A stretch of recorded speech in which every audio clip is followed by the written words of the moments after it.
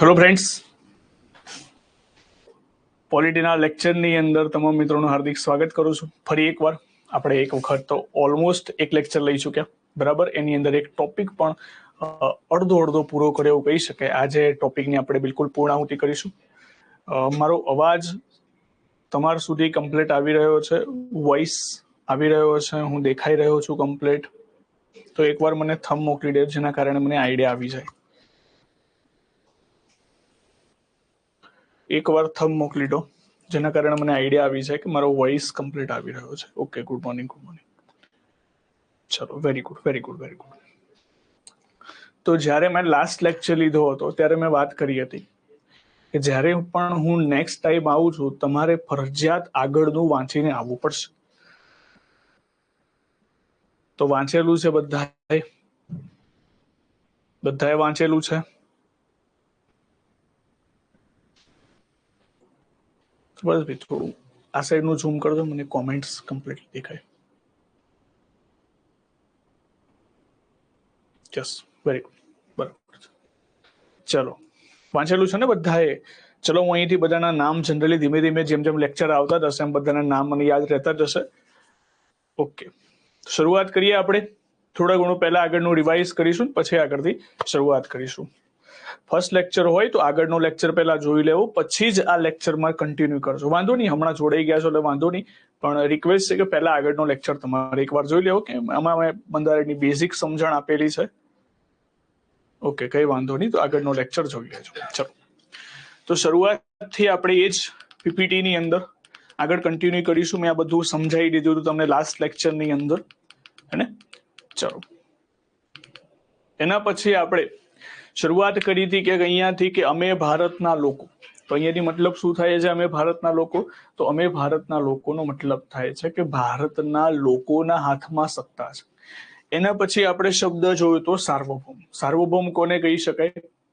જે દેશ પોતાના આંતરિક અને બાહ્ય નિર્ણય જાતે લઈ શકે એ તમામ દેશને આપણે શું કહી શકીએ? સાર્વભૌમ. પછી આપણે જોયું તો સમાજવાદી શબ્દ. સમાજવાદીનો મતલબ શું થાય? સમાજના દરેક લોકોને સાથે લઈને ચાલવાની નીતિ, એને આપણે શું કહીશું? સમાજવાદી. એના પછી આપણે બિનસાંપ્રદાયિક. બિનસાંપ્રદાયિક હોય, ધર્મનિરપેક્ષ હોય, પંથ નિરપેક્ષ હોય. એનો મતલબ શું થાય? એનો મતલબ થાય કે રાજ્યનો પોતાનો ધર્મ નથી, પરંતુ દરેક ધર્મો એક સમાન છે. એને આપણે શું કહી શકીએ? બિનસાંપ્રદાયિક. પછી આવે છે લોકતંત્રાત્મક, એટલે લોકશાહી કોને કહેવાય? લોકોના હાથમાં સત્તા, એને આપણે લોકશાહી કહીશું. પછી આવશે પ્રજાસત્તાક. પ્રજાસત્તાકનો મતલબ શું થાય? પ્રજાસત્તાકનો મતલબ થાય કે જે દેશનો પ્રમુખ હોદ્દો વંશાનુગત ના હોય, એટલે કે જેમ કે રાષ્ટ્રપતિનું મેં એક્ઝામ્પલ આપ્યું. પ્રમુખ જેટલો પણ પ્રમુખ, જે દેશનો પ્રમુખ હોદ્દો છે વંશાનુગત ના હોય, પરંતુ ચૂંટાતો હોય અથવા તો નિમણૂક થતો હોય, દરેક દેશને આપણે શું કહીશું? પ્રજાસત્તાક દેશ તરીકે ઓળખાવીશું. કે આટલો સુધી આપણે ચર્ચા કરી લઈએ, બરાબર? ઓકે, ચલો, કઈ વાંધો નહીં. તમારી જે પણ પ્રોબ્લેમ્સ હોય, વાંધો નહીં. બધાની કોમેન્ટ આવે છે, બધાની કોમેન્ટ મને વ્યવસ્થિત દેખાઈ રહી છે. એટલે આપણે છે ને એક વસ્તુ હંમેશા લેક્ચરની અંદર યાદ રાખવાની, કે જ્યારે પણ હું ભણાવતો હોઉં ત્યારે એ ટોપિક પૂરો થાય ને પછી આપણે કોમેન્ટ કરીશું. એના કારણે શું થાય? માની લો કે મારો અવાજ નથી આવતો, અથવા તો ઓડિયો નથી દેખાતો, અથવા તો વિડીયો નથી, ઓડિયો નથી સંભળાતો, અથવા વિડીયો નથી દેખાતો, તો તમારી કોમેન્ટ જો ધડાધડ થાય તો મને ખબર પડે. બાકી આપણે બીજી બધી કોમેન્ટ નહીં જોઈએ. હું તમને જેવો ટોપિક પડશે એ હું તમને પૂછી લઈશ, કોઈ ડાઉટ છે કે નહીં, જેના કારણે આપણે ટોપિકમાંથી ભટકી ના જઈએ અને આપણે બિલકુલ ઓફલાઈન જેવું ફીલ કરીએ. ઓકે, હા, બધું જ આવશે. અનિલભાઈ, શાંતિ રાખો. બંધારણનું નિર્માણ કોણે કર્યું? એ ભારતના લોકો. તમે તો જાતે જ પ્રશ્ન બનાવવા માંડે, બધું જ આવી જશે. સરે, ચલો, ઓકે, વાંધો નહીં. પીપીટી બીપીટી બધું જ તમને મળી જશે. થોડીક શાંતિ રાખો. એ એક વસ્તુ તમને કહી દઉં. બીજી વસ્તુ, તમે છે ને મારા સબ્જેક્ટના રિલેટેડ પૂછો, અથવા તો મારા સબ્જેક્ટની પીપીટીની વાત કરો, તો હું એનો આન્સર આપી દઈશ. બીજી બધી વસ્તુ છે એનો મને આઈડિયા નથી રહેતો. ઓકે, ચલો, શરૂ કરીએ આપણે. તો ઓકે, તો લાસ્ટ ટાઈમ કંઈક આટલી ચર્ચા કરી હતી. હવે બીજા પેરેગ્રાફ ઉપર આપણે આગળ વધવાનું છે. તો બીજો પેરેગ્રાફ શું છે? અરે દોસ્ત, આવી જશે ટેસ્ટ ને બધું. હવે તો લેક્ચર શરૂ થયા છે, અને શરૂઆતમાં તો પહેલો ટેસ્ટ હતો એ ખાલી જસ્ટ પહેલો લેક્ચર જે હતો બંધારણની સમજણ હતી. એમાં શું ભણ્યા તમે? ખાલી બેઝિક વાતો કરી. હવે જેમ જેમ લેક્ચરો આવતા જશે એમ ટેસ્ટ અને બધી વસ્તુ આવતી રહેશે. બુક્સ તમારી જોડે હોય તો જરૂર નથી નવી બુક્સ લેવાની, બાકી મારી નોટ્સ ઇનફ છે. બરાબર? તમને એવું હોય કે ના આપણે બુક્સમાંથી પણ વાંચવું જોઈએ, તો બુક્સ તમે એકવાર પરચેસ કરી શકો છો. જોડે હોય તો પછી પરચેસ કરવાની જરૂર નથી. હવે તમારા કોઈ ક્વેશ્ચન હોય તો પૂછી લો, ને તો પછી આપણે ટોપિકને આગળ વધારીએ. એટલે બુક્સના રિલેટેડ, મટીરિયલના રિલેટેડ જે લાસ્ટ લેક્ચરમાં આપણે એના વિશે ચર્ચા કરી દીધી છે. એટલે બીજી બધી પ્રકારની વાતો નહીં કરતા આપણે ખાલી લેક્ચર ઉપર ધ્યાન આપીશું, કારણ કે આપણે એક પરીક્ષા પાસ કરવાની છે, આપણે કોમ્પિટિટિવ એક્ઝામની અંદર આ નોકરી મેળવવાની છે. હા ને? તો બીજી બધી ચર્ચાઓ ના કરતા આપણે શરૂ કરીએ. ઓકે, ચલો. તો અહીંયા મેં તમને એક નિયમ પણ કીધેલો છે કે શરૂઆતથી લેક્ચરમાં તમારે મારી સાથે સાથે નોટ્સ બનાવતા રહેવાનું છે, તો તમારું એક મટીરિયલ પણ તૈયાર થતું રહેશે. જો હવે શેની વાત કરે છે કે હવે વાત કરીએ છીએ કે તેના સર્વ નાગરિકોને. પહેલા પેરેગ્રાફમાં આપણે શું જોયું? પહેલા પેરેગ્રાફમાં જોયું કે ભારત દેશ કેવો હોવો જોઈએ. બીજા પેરેગ્રાફમાં આપણે એ જોઈશું કે ભારત દેશના નાગરિકોને કઈ કઈ વસ્તુ મળશે. તો જો અહીંયા લખેલું છે સામાજિક, આર્થિક, રાજકીય ન્યાય મળશે. સાથે સાથે અલગ અલગ 5 પ્રકારની સ્વતંત્રતાઓ મળશે અને 2 પ્રકારની સમાનતા મળશે. તો શરૂઆતથી આપણે પહેલું વસ્તુ જોઈ લીધી કે બંધારણના ઉદ્દેશ્યો, એટલે કે ભારત દેશનો દેશ કેવો હોવો જોઈએ. હવે ટાઇટલ આપજો કે બંધારણના ઉદ્દેશ. બંધારણના ઉદ્દેશ. ઉદ્દેશ્યમાં શું આવશે? તો બંધારણના ઉદ્દેશ્યમાં ભારતના લોકોને કઈ કઈ વસ્તુ મળશે. ભારતના લોકોને તો ભારતના લોકોને કઈ કઈ વસ્તુ મળશે? તો ભારતના લોકોને આપણે વાત કરીએ તો ભારતના લોકોને એક તો ન્યાય મળશે, બીજું શું મળશે? બીજું મળશે સ્વતંત્રતા મળશે, અને ત્રીજું શું મળશે? સમાનતા મળશે. તો આ વસ્તુ લખેલી છે કે ભારતના લોકોને ન્યાય, સ્વતંત્રતા અને સમાનતા મળશે. હવે ધ્યાનથી સમજો. હવે દરેક પોઈન્ટને આને એ નામ આપી દેજો, આને બી નામ અને આને સી નામ.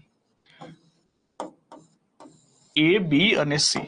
હવે શરૂઆત કરીએ પહેલા એ પોઈન્ટ થી. તો એ પોઈન્ટ લખજો ન્યાય.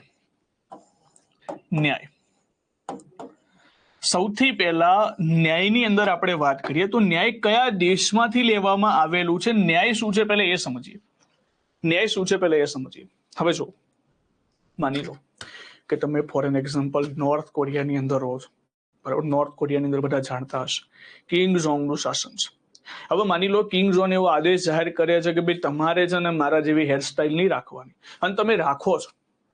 અને તો કિંગ જોન એવું કહે છે ભાઈ એક કામ કરો અને ફાંસી પર લટકાઈ દો. તમે ત્યાંની ન્યાયાલય પાસે જાઓ છો, ન્યાયાલય પણ તમને એવું કહે છે કે ના ભાઈ તમે ખોટા છો, કિંગ જોંગ એ કિંગ જોંગ છે, એના વિરુદ્ધ તમે ના પડી શકો. શું આ દેશમાં ન્યાય છે? જો દેશમાં ન્યાય ના હોય તો એનો મતલબ થાય કે લોકો પોતાનું આચરણ આધારે જીવી જ ના શકે. તો એટલા માટે દેશની અંદર ન્યાય હોવો ખૂબ જરૂરી છે. તો ન્યાયની અંદર સામાન્ય રીતે 3 પ્રકારના ન્યાયની આપણે ચર્ચા કરવાની છે. સૌથી પહેલો આ વસ્તુ કયા દેશમાંથી લેવામાં આવી છે? તો યાદ રાખવાનું રશિયાની અંદર એક ક્રાંતિ થઈ હતી જેની અંદરથી આપણે ન્યાય લેવામાં આવેલા છે. તો આની એક શોર્ટકટ ટ્રીક પણ આપી દઉં છું તમને. બરાબર? એટલે ઇઝીલી યાદ રહી જાય. હું સાથે સાથે તમને ટ્રીકો પણ આપતો રહી છે. ટ્રીકો પણ સાથે લખી દેવાની છે. ટ્રીક એન કરીને મારું નામ નથી લખવાની જરૂર, આ મારા માટે લખું છું. તો જો ન્યાયની અંદર આપણે 3 પ્રકાર છે. ન્યાયની હંમેશા શું થવી જોઈએ? તો ન્યાયની હંમેશા અસર થવી જોઈએ. શું થવું જોઈએ? અસર. તો આ એક ટ્રીક યાદ રાખજો.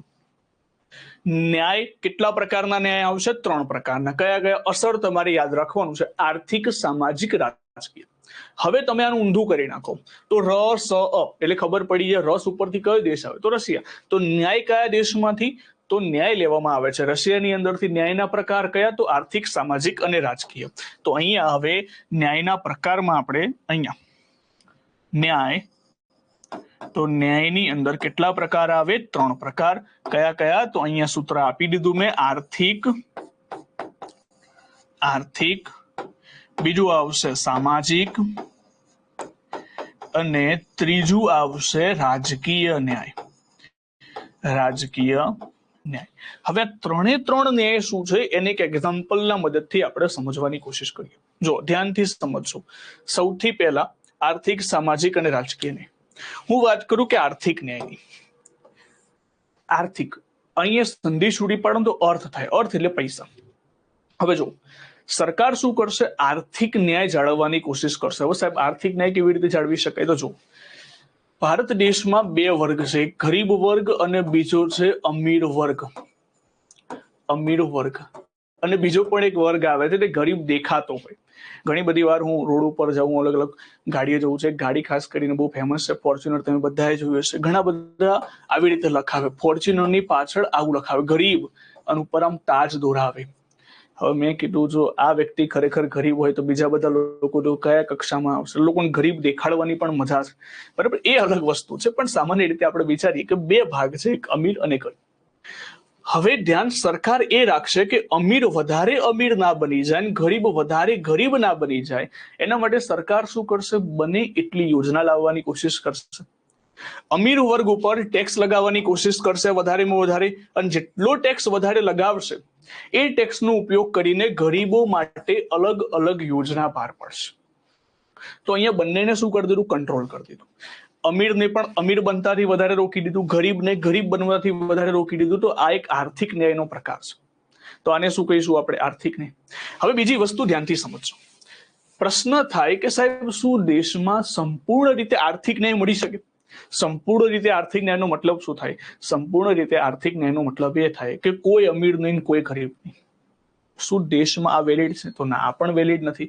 હું એવું કહી દઉં કે અંબાણી, અદાણી જોડે જેટલી પણ પ્રોપર્ટી છે, કામ કરો, બધી પ્રોપર્ટી એમની જોડેથી લઈ લો અને ગરીબોમાં વેચી દો, તો પછી એ પણ ભારત દેશના નાગરિક છે, અને તો એમનું પણ ન્યાય ના મળી શકે. એટલા માટે સરકાર શું કરશે? આર્થિક ન્યાય ક્યારેય પણ સંપૂર્ણ ના થઈ શકે. આર્થિક ન્યાય ક્યારેય પણ તમે પૂરો ના આપી શકો, પરંતુ એના ઉપર તમે શું કરી શકો? કંટ્રોલ મૂકી શકો. એને આપણે શું કહીશું? આર્થિક ન્યાય. એટલે ટૂંકમાં અહીંયા તમારે યાદ રાખવાનું છે કે આર્થિક ન્યાયમાં શું લખશો? આર્થિક ન્યાયની અંદર લખશો કે અમીર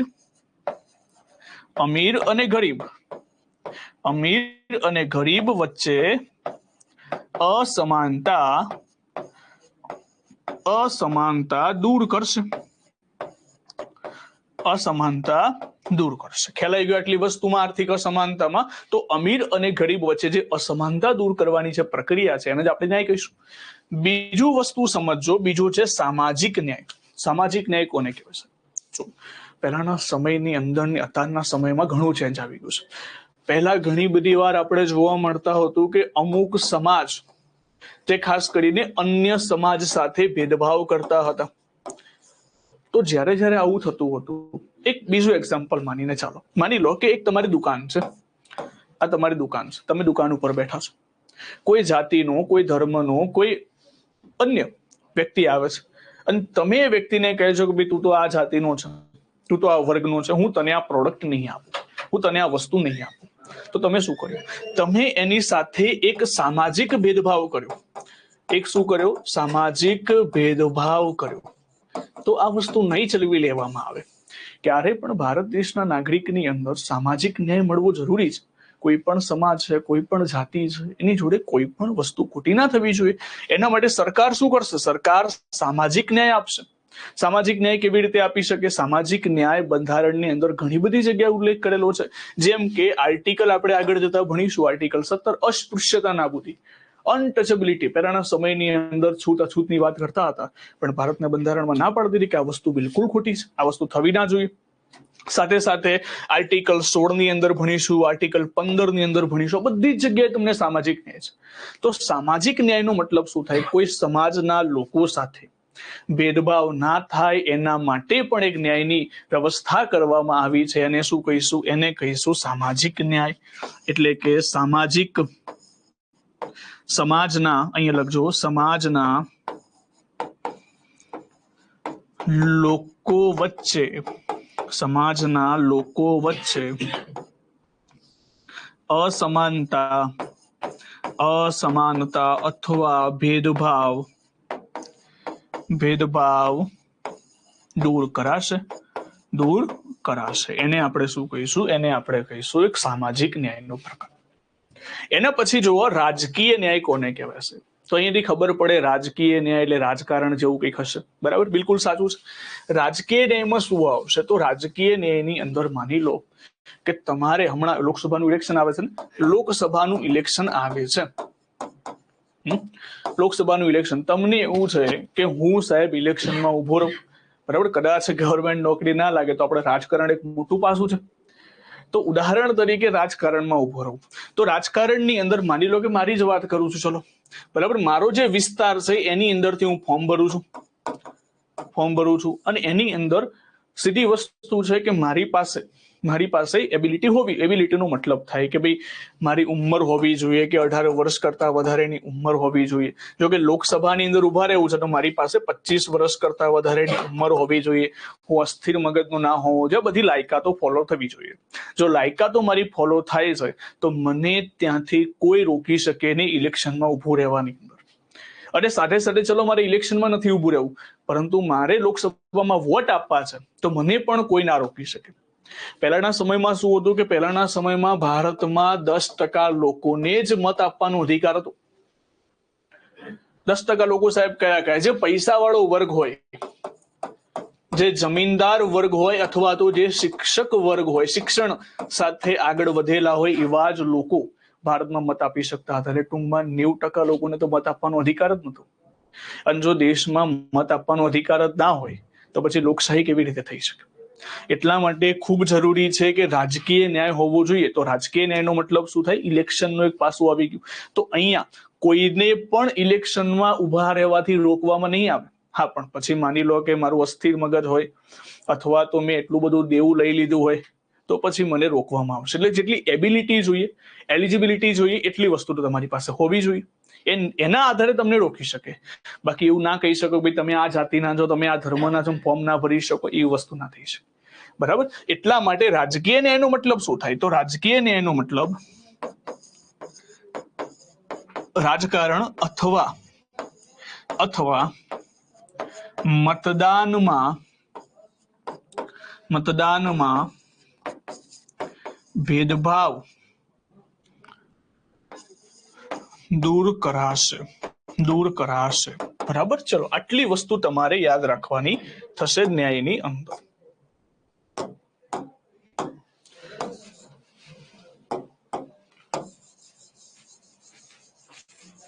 ક્લિયર છે? ચલો, ન્યાય ક્લિયર થઈ ગયું તમારું? કોઈને ડાઉટ?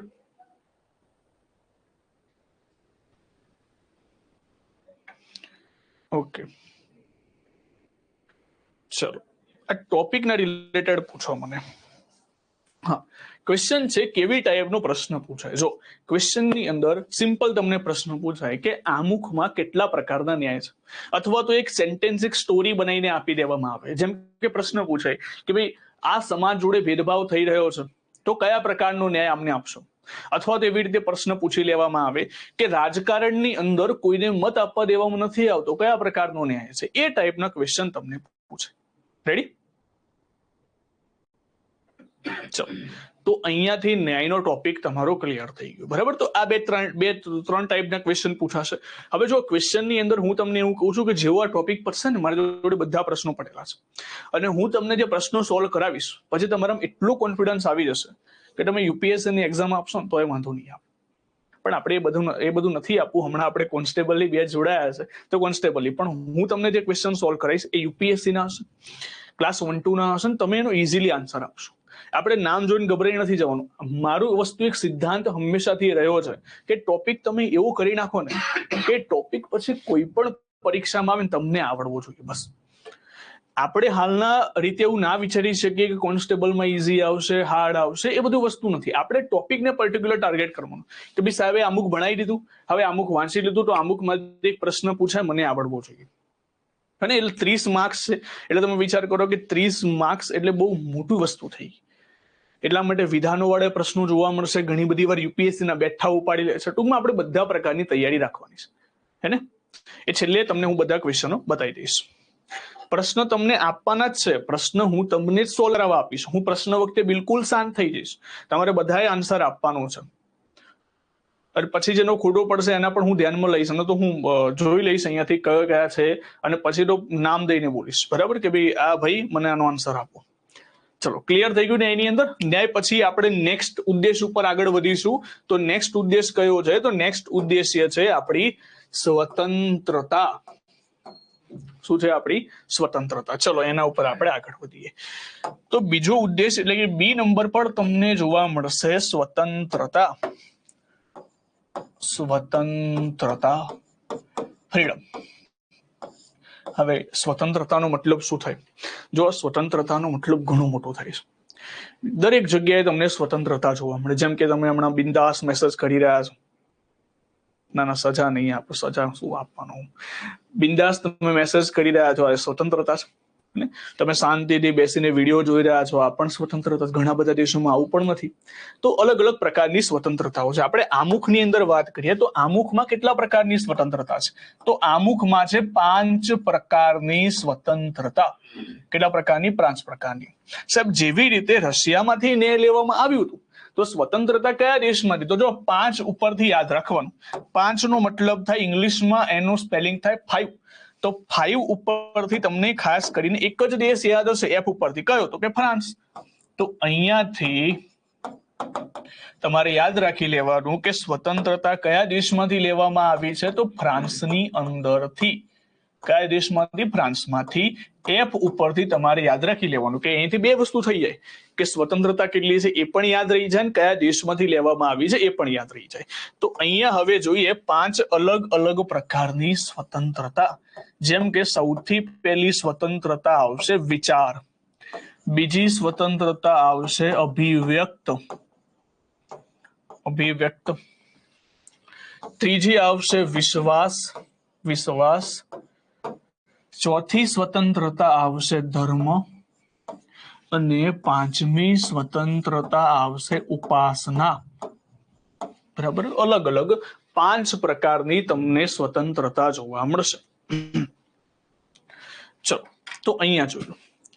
તો અહીંયા 5 પ્રકારની સ્વતંત્રતાઓમાં શું કહે? સૌથી પહેલા તમને વિચાર કરવાની સ્વતંત્રતા છે. સાહેબ, વિચાર કેવી રીતે કરો? જેમ કે તમે હમણાં વિચારીને મેસેજ ટાઈપ કરો છો, તો માઇન્ડની અંદર વિચાર કરવાની પણ તમારી સ્વતંત્રતા છે. તમને કોઈ વિચાર કરવાથી રોકવામાં નહીં આવે. ભાઈ તમારે આ પ્રકારનો વિચાર નહીં કરવાનો, પેલો વિચાર નહીં કરવાનો, એવી બધી ચર્ચાઓ નહીં થાય. તમને જે પણ તમારો વિચાર કરવો હોય એ વિચાર કરી શકો છો. એના પછી છે અભિવ્યક્ત. હવે સાહેબ, વિચાર આવ્યો છે, તમારે અભિવ્યક્ત પણ કરવો પડશે. અભિવ્યક્ત કેવી રીતે કરીશું? માની લો કે મને વિચાર આવ્યો કે આપણે એક મૂવી બનાવીએ મસ્ત, બરાબર? તો મેં શું કરી દીધું? એના ઉપર મૂવી બનાવી દીધી. મને વિચાર આવ્યો કે કામ કરીએ, આપણે ન્યૂઝપેપરમાં કોઈ કલમ લખીએ, તો મેં ન્યૂઝપેપરમાં લખી દીધી. મને વિચાર આવ્યો કે મારે સોશિયલ મીડિયા પર આ પોસ્ટ કરવી છે, મેં પોસ્ટ કરી દીધી. તો મને મારો જે વિચાર છે એ અભિવ્યક્ત કરવાની પણ મને સ્વતંત્રતા છે. અભિવ્યક્ત અલગ અલગ પ્રકારે થઈ શકે, કે તમે ન્યૂઝમાં આપી દો, કોઈ મૂવી બનાવી દો, અથવા તો સોશિયલ મીડિયા ઉપર મૂકી દો, ગમે તે જગ્યાએ. પરંતુ એ યાદ રાખવાનું કે અભિવ્યક્તની અંદર ઘણી બધી મર્યાદાઓ જોડાયેલી છે. અને પછી તમે એવું ના હોય કે સોશિયલ મીડિયા ઉપર ગાળો લખીને મૂકી દો, અથવા તો કોઈ જાતિ, કોઈ ધર્મ વિશે બોલી દો, તો એ વસ્તુ ના થઈ શકે. હમણાં આની અંદર એક મોટો મુદ્દો આવે છે, બદનક્ષીનો મુદ્દો. તમે કોઈને બદનામ કરવાની ભાવનાથી તમે વસ્તુ ના કહી શકો. તમે અભિવ્યક્તિની સ્વતંત્રતાથી તમે સારામાં સારી પોસ્ટ મૂકો, કઈ વાંધો નથી, બરાબર? પરંતુ તમે કોઈને બદનામ કરવાની ભાવનાથી વસ્તુ ના કરી શકો. થોડા સમય પહેલા તમને એક વાત કહું કે એ ઇઝીલી યાદ રહી જાય એટલા માટે. હમણાં થોડા સમય પહેલા તમને બધાને ખબર હોય કે શિલ્પા શેટ્ટી, બોલિવૂડના એક્ટર્સ ને બધા ઓળખતા હશો, એમને કોઈના ઉપર માનહાનિનો દાવો કર્યો હતો. હવે તમને બધાને ખબર છે કે એના પતિએ જે કૃત્ય કર્યું છે, હવે એ કૃત્ય બાદ સોશિયલ મીડિયા ઉપર ટ્રોલ કરવામાં આવ્યો. ટ્રોલની અંદર એમાં શિલ્પા શેટ્ટીનો કોઈ હાથ નથી, કારણ કે એમના પતિએ જે કર્યું છે એમાં શિલ્પા શેટ્ટીને ટ્રોલ કરવામાં આવે. હવે એ ટ્રોલના કારણે ઘણા બધા મૂવી કોન્ટ્રાક્ટ જે બનેલા હોય એ બધા કેન્સલ થઈ ગયા. રિયાલિટી શોમાં જે કામ કરતો એ બધું કેન્સલ થઈ ગયું. તો એ બધું નુકસાન ગયું. તો નુકસાન કોણ આપશે? આ નુકસાન આપશે જે એમને ટ્રોલ કરવાનું શરૂ કરી એ લોકો. એટલે માનહાનિનો દાવો જેને આપણે કહેતા હોય, બદનક્ષીનો દાવો કહેતા હોય, કે જેની અંદર જે વ્યક્તિનો વાંક જ નથી છતાં પણ એને બદનામ કરવામાં. તો માનહાનિનો દાવો મૂકતા હોય છે. હવે માનહાનિનો દાવો જે મૂક્યો તો 500 થી 700 કરોડ. હવે જેને ટ્રોલ કર્યું હતું એને જિંદગીમાં 500-700 કરોડ ગણ્યા ના હોય, ગણ્યા શું, જોયા ના હોય, અને એના ઉપર તમે 500 કરોડનો દાવો મૂકી દેતા હોય. ટૂંકમાં ઘણી બધી વાત તમે જોતા હશો કે રાહુલ ગાંધી ઉપર પણ આ એક વસ્તુ લાગેલી, જાહેરની અંદર કોઈ ધર્મ કોઈ જાતિ વિશે બોલી તે વસ્તુ ના કરી શકું. તમે અભિવ્યક્ત કરવાની સ્વતંત્રતા છે પણ લિમિટમાં રહીને. ઓકે, પછી આવશે વિશ્વાસ. વિશ્વાસ, તો વિશ્વાસનો મતલબ શું થાય? તમે કોઈના ઉપર પણ વિશ્વાસ મૂકી શકો છો, બરાબર. એ વિશ્વાસઘાત કરે 2 નંબરની વસ્તુ છે, પણ તમે કોઈના ઉપર વિશ્વાસ મૂકી શકો છો, એની પણ તમારી સ્વતંત્રતા છે. કોઈના ઉપર ટ્રસ્ટ મૂકી શકો. એના પછી ધર્મ. ધર્મનો મુદ્દો શું આવે છે? તો ધર્મના મુદ્દાની અંદર તમારે જે ધર્મની અંદર માનવું હોય ને એ પણ તમારી સ્વતંત્રતા છે. તમારે હિન્દુમાં માનવું હોય તો હિન્દુમાં, શીખ, જૈન, મુસ્લિમ, જે ધર્મમાં માનવું હોય એની તમારી સ્વતંત્રતા છે. સાથે સાથે એનો પ્રચાર પ્રસાર કરવાની પણ સ્વતંત્રતા છે. હવે સાહેબ, પ્રચાર પ્રસાર કેવી રીતે કરી શકું? ઉદાહરણ તરીકે માની લો હું હિન્દુ ધર્મમાં માનું છું, તો એક તિલક કરીને આવીશ, જે પહેરવેશ હિન્દુ ધર્મ છે તો એ પહેરીને આવી જઈશ, તો એ એક પ્રચાર પ્રસાર કરવાની સ્વતંત્રતા છે મારી, તો હું કરી શકું, કોઈ મને રોકી નહીં શકે. તો એવી જ રીતે જે ધર્મ માનવું હોય એની સ્વતંત્રતા પણ તમને છે. અને ઉપાસના, ઉપાસના એનો મતલબ થાય પ્રાર્થના, શ્રદ્ધા. તમે મંદિરમાં જઈને ઉપાસના કરી શકો, પ્રાર્થના કરી શકો. તો આ બધી વસ્તુ શું છે? આ પણ તમને એક સ્વતંત્રતા આપવામાં આવી છે. હવે તમને પ્રશ્ન થાય કે સાહેબ આ તો બધા દેશોમાં હોય જ. ના, જરૂરી નથી. ઘણી બધી જગ્યા ઉપર જે ઇસ્લામિક કન્ટ્રી છે ત્યાં બધી વસ્તુ નથી, તો ઘણી બધી જગ્યા ઉપર નથી, પરંતુ ભારત દેશ છે તો ભારત દેશમાં આ વસ્તુ તમને મળશે. ઘણી બધી જગ્યાએ તમને અભિવ્યક્ત કરવાની સ્વતંત્રતા નથી, તમારા ઉપર બેન લગાવી દેવામાં આવશે કે તમે આ વસ્તુ ઉપર ના બોલી શકો. ઘણી બધી જગ્યાએ નથી. સાથે સાથે ઘણી બધી જગ્યાએ ધર્મની સ્વતંત્રતા નથી. એટલે તમને કહેવામાં આવશે કે તમારે આ જ ધર્મ માનવું, અને જો ધર્મ ના માની શકતા હોય, બહાર તમે એનો પ્રચાર પ્રસાર પણ ના કરી શકો. તમારે તમારી પ્રાઇવેટ પ્રોપર્ટીની અંદર પ્રચાર પ્રસાર કરવાની સ્વતંત્રતા છે, બહાર ના જઈ શકો તમે. તો ઘણા બધા દેશોમાં છે, પરંતુ ભારત દેશમાં આવું કંઈ નથી. ભારત દેશની અંદર વિચાર, અભિવ્યક્ત, વિશ્વાસ, ધર્મ અને ઉપાસનાની સ્વતંત્રતા છે. તો જો આના વિશે આપણે ડિટેલ્સમાં નથી લખવાનું કે વિચાર કોને કહેવાય, અભિવ્યક્ત કોને કહેવાય, ખાલી નામ યાદ રાખવાના છે. પરંતુ ઘણીવાર પરીક્ષામાં શું પૂછે છે? પરીક્ષામાં પૂછે છે નીચેનામાંથી કઈ સ્વતંત્રતા નથી, એની અંદર વિશ્વાસ ના લખેલો હોય, વિશ્વાસની જગ્યાએ લખેલું હોય માન્યતા. શું લખેલું હોય? માન્યતા. તો માન્યતા એ જ વિશ્વાસ થાય, એટલે બીજું નામ લખી દેજો. કાં તો પછી વિશ્વાસ હોય, કાં તો પછી માન્યતા હોય. ઘણી બધી જ વખત ઉપાસના નથી લખેલું આવતું, ઉપાસનાની જગ્યાએ લખેલું હોય છે શ્રદ્ધા. શ્રદ્ધા છે, પૂજા છે, અર્ચના છે, આરતી છે, આ બધી વસ્તુ આવી જશે. અર્ચના પછી તમને જે નામ યાદ આવે એ બધા તમે લખી શકો. પણ તમારે યાદ રાખવાનું કે ઘણી બધી વાર પ્રશ્ન એવી રીતે પૂછાય છે, નીચેના 5 પ્રકારની સ્વતંત્રતામાંથી કઈ પ્રકારની સ્વતંત્રતા નથી, તો એની અંદર શ્રદ્ધા લખેલું હોય. તમે વિચારો કે સાહેબે તો ઉપાસના કીધેલું, શ્રદ્ધા ક્યાંથી આવી ગઈ? તો આ વસ્તુ ખોટી કરીને આવશો. એટલા માટે યાદ રાખજો, કોઈ પણ નામ, પૂજા છે, શ્રદ્ધા છે, અર્ચના છે, ઉપાસના છે, અથવા તો પ્રાર્થના છે, આ બધા એક જ નામ છે. આ બધા એક જ વસ્તુ દર્શાવે છે. ખ્યાલ આવી ગયો 5 પ્રકારની સ્વતંત્રતામાં? તો 3 પ્રકારના ન્યાયની વાત કરી અને 5 પ્રકારના સ્વતંત્રતાની આપણે વાત કરી.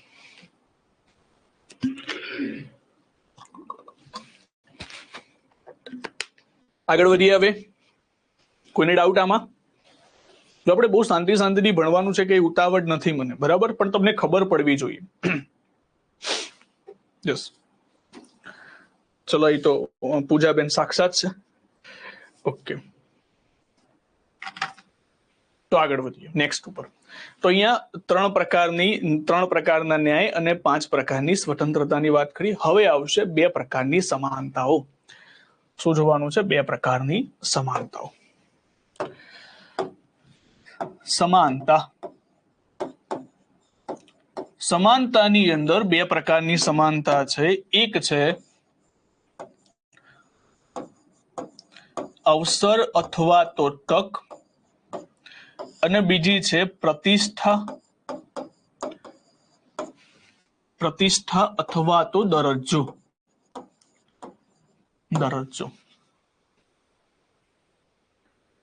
ટ્રીક આપી તો ખરી, ટ્રીક આપી નહીં. અહીંયા તો ટ્રીક લખેલું તો છે, બધી વસ્તુમાં ટ્રીકો નહીં આવે પાછી, કે અહીંયા ટ્રીક લખી દીધું કે અહીંયા તમારે યાદ રાખવું પડશે કે વિચાર, અભિવ્યક્ત, વિશ્વાસ, ધર્મ, ઉપાસના. જો તમે એ રીતે યાદ રાખી, સિમ્પલ ભાષામાં જો કે તમને કોઈ વિચાર આવી ગયો, બરાબર, જેમ કે મારે ભણવું છે એના માટે વિચાર આવી ગયો, મારે એક કામ કરો, અહીંયા તમે વિચાર કરી દો કે મારે પોલીસ કોન્સ્ટેબલ બનવું છે એનો વિચાર આવી ગયો. તમે શું કરી દીધું, તમે વાંચવાનું શરૂ કરી દીધું, એટલે તમે પોતાની રીતે કમેન્ટ કરવાનું શરૂ કરી દીધું, તમે તમારા વિચારને અભિવ્યક્ત કરી દીધું. ઉદાહરણ તરીકે તમે તમારા ઘરનાને કહી દીધું કે ના ભાઈ, આ વખતે હું પોલીસ કોન્સ્ટેબલ બની રહીશ. તો તમે તમારો વિચાર શું કરી દીધો, અભિવ્યક્ત કરી દીધો. તમારા ઘરના લોકોએ તમારા ઉપર વિશ્વાસ રાખી દીધો કે ના ના બરાબર છે. પરંતુ વિશ્વાસ બાદ ધર્મ બહુ ઇમ્પોર્ટન્ટ વસ્તુ છે.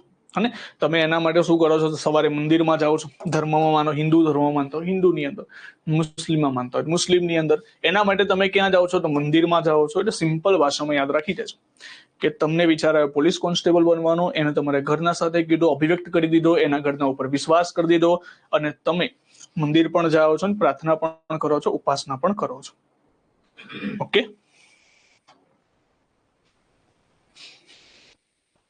એક ક્વેશ્ચન છે કલ્પેશભાઈનું, વાંચેલું કેવી રીતે યાદ રાખવું? પેલા વાંચન જરૂરી છે. પેલા તમે કેવી રીતે વાંચો છો ને એ બધી વસ્તુ ઉપર ડિપેન્ડ છે. હવે તમે માની લો કે બેડ પર ઊંઘતા ઊંઘતા વાંચતા હોય તો કેવી રીતે યાદ રહેવાનું છે? તમારે શરૂઆતની એક ઇન્ટરેસ્ટ રાખવો પડશે, એક ઇન્ટરેસ્ટ સાથે વાંચવું પડશે. સૌથી મોટી વસ્તુ છે ઇન્ટરેસ્ટ. એક વસ્તુ મને કહો કે તમને દરેક વસ્તુ વાંચેલી યાદ નથી રહેતી, કે પછી આજે સબ્જેક્ટ વાંચેલો યાદ નથી રહેતો? તો તમને એક વાર્તા કહું તો વાર્તા ઇઝીલી યાદ રહી જાય, અને આ સબ્જેક્ટ યાદ નથી રહેતો, એનો મતલબ અહીંયા લોચા નથી. અહીંયા તો બધું બરાબર છે. લોચા ક્યાં છે? આપણા ઇન્ટરેસ્ટમાં લોચા છે. આપણને ઇન્ટરેસ્ટ નથી આવતો. જો ઇન્ટરેસ્ટથી કામ નહીં કરો તો કશું યાદ નહીં રહે, બરાબર. એટલે સૌથી મોટી વસ્તુ છે પહેલા તો ઇન્ટરેસ્ટ રાખવો પડશે કે આ વસ્તુ કરવાની છે, વસ્તુ શીખવાની છે, આ વસ્તુ શું કહેવા માંગે છે, બરાબર. તો વસ્તુ ઇઝીલી યાદ રહી જશે. ચલો આપણે અહીંયા પહોંચી ગયા સમાનતા ઉપર. તો સમાનતા પણ આપણે કયા દેશમાંથી, આમ તો જોઈ લો કે સમાનતાના અલગ અલગ કોન્સેપ્ટ છે, પરંતુ સમાનતાની અંદર બે વસ્તુ જોવા મળે છે, અવસર અને તકની સમાનતા. હું તમને એક્ઝામ્પલ સાથે યાદ રખાવું છું, એટલે ઇઝીલી યાદ રહી જવાની જ વાત આવશે. હું પ્રેક્ટિકલ એક્ઝામ્પલ જ આપું છું. સૌથી પહેલા આવશે અવસર અને તક. ઉદાહરણ તરીકે માની લો કે સાહેબ સમાનતામાં અવસર અને તકની સમાનતા કોને કહેવાય? ઉદાહરણ તરીકે માની લો કે પોલીસ કોન્સ્ટેબલની ભરતી બહાર પડી છે, અને આ પોલીસ કોન્સ્ટેબલની ભરતી બહાર પડી. પ્રિયંકા ચોપરા નથી ભાઈ, આ પોલીસ કોન્સ્ટેબલ. પોલીસ કોન્સ્ટેબલની ભરતી બહાર પડેલી છે, બરાબર. હવે હું આની અંદર ફોર્મ ભરું છું.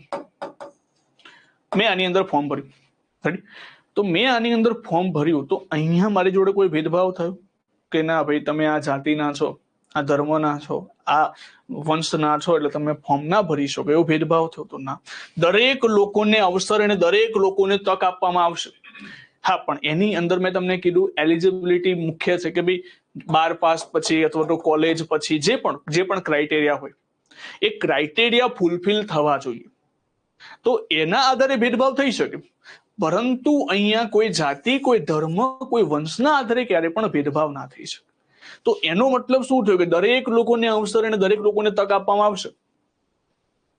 હવે બીજી વસ્તુ, માની લો કે મેં પોલીસમાં ફોર્મ ભરી દીધું, બધાએ ભરી દીધું, મને તક મળી ગઈ. હવે તકની અંદર તકનો મેં ફાયદો ઉઠાવી લીધો. આપણે કહીએ ને કે તક મળવી જોઈએ, એક ઓપોર્ચ્યુનિટી મળવી જોઈએ. ઓપોર્ચ્યુનિટી મળે ને તો આપણે ફાયદો ઉઠાવી લઈએ. તો અહીંયા મને તક મળી, તમારા બધા પાસે પણ તક છે. હવે જો તકની અંદર મેં ફાયદો ઉઠાવી લીધો, હું પોલીસ કોન્સ્ટેબલ બની ગયો, અને બન્યા પછી પણ મને એનો દરજ્જો અને પ્રતિષ્ઠા જાળવવાનો અધિકાર છે. અને બન્યા પછી પણ મારી જોડે કોઈ પણ પ્રકારનો ભેદભાવ નહીં થઈ શકે. મને એ પોસ્ટ માટે પ્રતિષ્ઠા અથવા તો દરજ્જો જાળવવાનો અધિકાર છે. પછી પણ હું પોલીસ કોન્સ્ટેબલ બન્યા પછી પણ કોઈ મારી જોડે ભેદભાવ ના કરી શકે. ભાઈ તમે આ જાતિના છો, તમને પોલીસ સ્ટેશનની બહાર બેસવાનું જાઓ, તો ના, એવું પણ ના થઈ શકે. તો એનો મતલબ શું થઈ ગયો કે અહીંયા પરીક્ષા પહેલાની વાત છે, પરીક્ષા જસ્ટ એક્ઝામ્પલ આપું છું, પરીક્ષા પહેલાની વાત છે, પરીક્ષા પાસ કર્યા પછીની વાત છે. તો એ છે તમારી પ્રતિષ્ઠા, દરજ્જો, અવસર અને તક. આ બંને એક જ નામ છે, આ બંને એક જ નામ છે. ચલો ઇઝીલી યાદ રહી જાય. તો અહીંયાથી આપણને ખબર પડે કે ભાઈ અવસર અને તકની સમાનતા શું છે અને પ્રતિષ્ઠાની સમાનતા શું છે. તો અહીંયાથી તમારે એક એક્ઝામ્પલના માધ્યમથી યાદ રાખવું હોય તમે રાખી દેવાનું. નોકરીમાં ફોર્મ, ઇઝીલી આ એક્ઝામ્પલ થી યાદ રહી જાય. ફોર્મ ભર્યા બાદ અથવા તો નોકરી મેળવ્યા બાદ, નોકરી મેળવ્યા બાદ, નોકરી મેળવ્યા બાદ. ચલો ક્લિયર, ડન. તો આ થઈ ગઈ બે પ્રકારની સમાનતાઓ. એક છે અવસર ને તકની સમાનતા, બીજી આવશે પ્રતિષ્ઠાની સમાનતા. પ્રશ્ન અહીંથી કેવો પૂછાય? પ્રશ્ન પૂછાય કે નીચેનામાંથી કઈ સમાનતા અમુકમાં જોવા મળે છે, કઈ સમાનતા અમુકમાં જોવા નથી પડતી. હું ક્વેશ્ચન આજે કરાવી દઈશ, એટલા માટે ચિંતા ના કરતા. હા, જે સમાનતા છે ને, હવે એવું બોલવામાં આવે છે કે સમાનતા, સ્વતંત્રતા, બંધુતા, આ બધી વસ્તુ છે ને, આ બધી વસ્તુ એક દેશમાંથી લેવામાં આવી છે, જે દેશ વિશે આપણે સ્વતંત્રતામાં ભણી ચૂક્યા. કયો દેશ આવશે? તો એ દેશ આવશે ફ્રાન્સ. એ દેશ આવશે ફ્રાન્સ. ફ્રાન્સની અંદર જે ક્રાંતિ થઈ હતી એની અંદરથી આપણે લેવામાં આવેલું છે. બરાબર. પણ જો યાદ રાખજો, હું આમુખની અંદર જે સ્વતંત્રતાની વાત કરું છું, આખી અલગ લેવલની છે. આપણે મૂળભૂત અધિકારમાં આખી અલગ સમાનતા ભણીશું, એ સમાનતા અલગ છે. પરંતુ તમને જ્યારે પ્રશ્નો પૂછે ને ત્યારે આવું સાથે આપશે. ક્યારે પણ એકલું સમાનતા નહીં આપે, ક્યારે પણ એકલું સમાનતા નહીં આપે. તમને શું પ્રશ્ન પૂછાય કે સમાનતા, સ્વતંત્રતા, બંધુતા કયા દેશમાંથી? તો ફ્રાન્સમાંથી. પરંતુ જો તમને એકલી સમાનતા આપે તો પછી મૂળભૂત અધિકારનો ટોપિક થઈ જશે. એટલા માટે મેં હમણાં ના લખાયું, તમે કન્ફ્યુઝ થશો વધારે એટલા માટે. પણ તમને ખાલી સ્વતંત્રતા પૂછે એટલે તમારે યાદ રાખી લેવાનું, ફ્રાન્સ આવશે. ઓકે, ચલો તો પછી આગળ વધીએ નેક્સ્ટ ઉપર, અને આપણે પીપીડી પણ સાથે સાથે જોતા રહીએ. તો જો અહીંયા સમજી લીધું કે સર્વ નાગરિકોને શું આપવાનું છે? એ આવશે, સમાનતા આવશે. એ જ્યારે મૂળભૂત અધિકાર ભણીશું ત્યારે આપણે ચર્ચા કરીશું. સર્વ નાગરિકોને શું આપવાનું છે? તો સર્વ નાગરિકોને આર્થિક, સામાજિક, રાજકીય ન્યાય આપવાનો છે. ન્યાય થઈ ગયા. ન્યાયના કેટલા પ્રકાર? 3 પ્રકાર. સ્વતંત્રતા કેટલા પ્રકારની? તો 5 પ્રકારની, યાદ રાખજો. અને સમાનતા કેટલા પ્રકારની? તો સમાનતા આવશે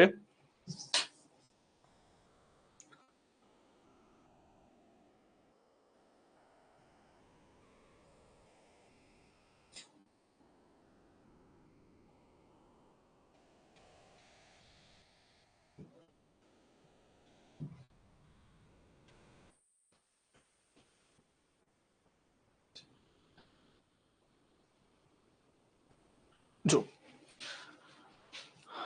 સમાનતા કેટલા પ્રકારની આવશે? તો સમાનતા આવશે 2 પ્રકારની, દરજ્જા અને તકની સમાનતા. ઘણી બધી વાર કેવું પ્રશ્ન પૂછે તો તકની જગ્યાએ અવસર આપી દે, અથવા તો દરજ્જાની જગ્યાએ પ્રતિષ્ઠા આપી દે, પણ ખબર પડી જવી જોઈએ. તો આ થઈ ગયું આપણે નાગરિકોને આપવાની વાત.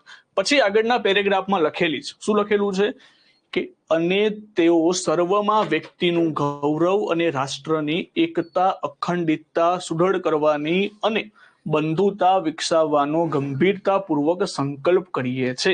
તો અહીંયાથી કયા કયા શબ્દો ધ્યાનમાં લેવાના છે? એક શબ્દ લેવાનો છે એકતા અને અખંડિતતા શબ્દ. બીજો શબ્દ આપણે લેવાનો છે બંધુતા. તો આ 2 શબ્દો ફરી આપણે એકવાર સમજીશું. જો તો અહીંયા બીજા શબ્દ લખજો. બીજા શબ્દ ઉપર દેશની એકતા, અખંડિતતા. દેશની એકતા અને અખંડિતતા. અખંડિતતા, એકતા અને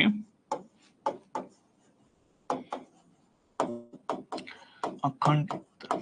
હવે જો દેશની એકતા અને અખંડિતતા કોને કહેવાય? જેમ કે હાલમાં તમે જો કે આખો ભારત દેશ એક છે. હાલમાં આખો ભારત દેશ એક છે. ભારત દેશની એકતા તમને જોવા મળે છે. તો આને આપણે કહીશું એકતા. તો સંપૂર્ણ ભારત દેશ,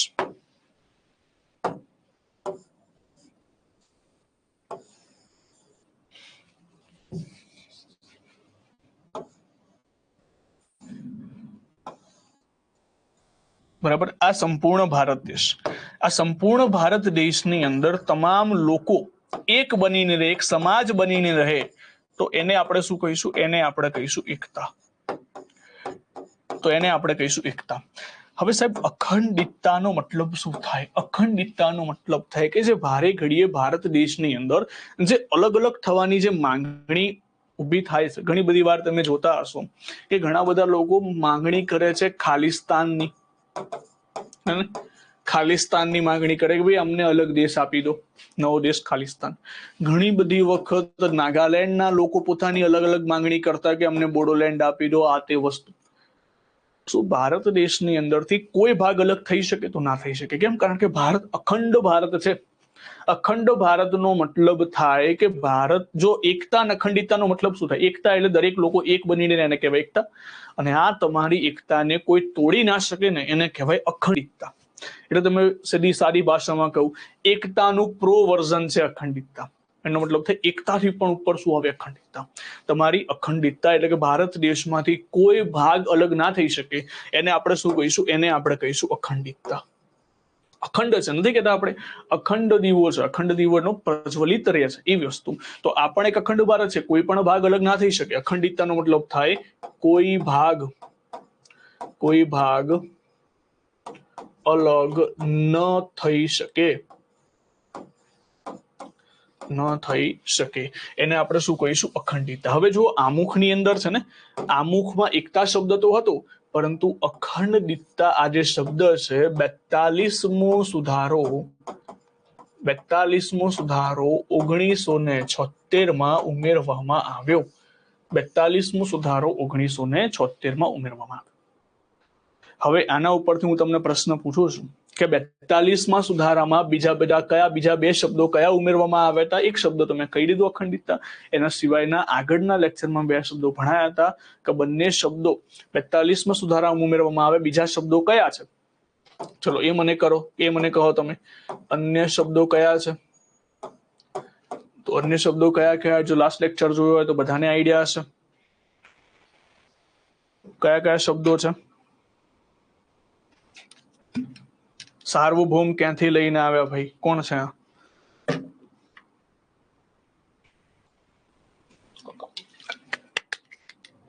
ચલો વેરી ગુડ. કયા શબ્દો છે? તો બે શબ્દો છે. એક છે બિન સાંપ્રદાયિક, અને બીજો છે સમાજવાદી શબ્દો. એટલે અહીંયાથી તમને ખબર પડી કે 42મા સુધારામાં સાહેબ 3 શબ્દો ઉમેરાયા. કયા? એક અખંડિતતા પણ ઉમેરાયું, બીજો શબ્દ ઉમેરાયો બિન સાંપ્રદાયિક, અને ત્રીજો શબ્દ કયો ઉમેરાયો? સમાજવાદી શબ્દ. આ તમારો મેઇન ક્વેશ્ચન છે. વારે ઘડીએ અહીંયાથી પ્રશ્ન બનતા હોય છે, તો મોસ્ટ આઈએમપી કરીને આને લખી દેજો, કારણ કે વારે ઘડીએ જ્યારે આમુખમાંથી પ્રશ્નો પૂછાતા હોય છે તો આમાંથી એક પ્રશ્ન બનતો હોય છે કે 42મા સુધારામાં કયા શબ્દો ઉમેરવામાં આવ્યા? તો 3 શબ્દો. કયા? બિન સાંપ્રદાયિક, સમાજવાદી અને અખંડિતતા.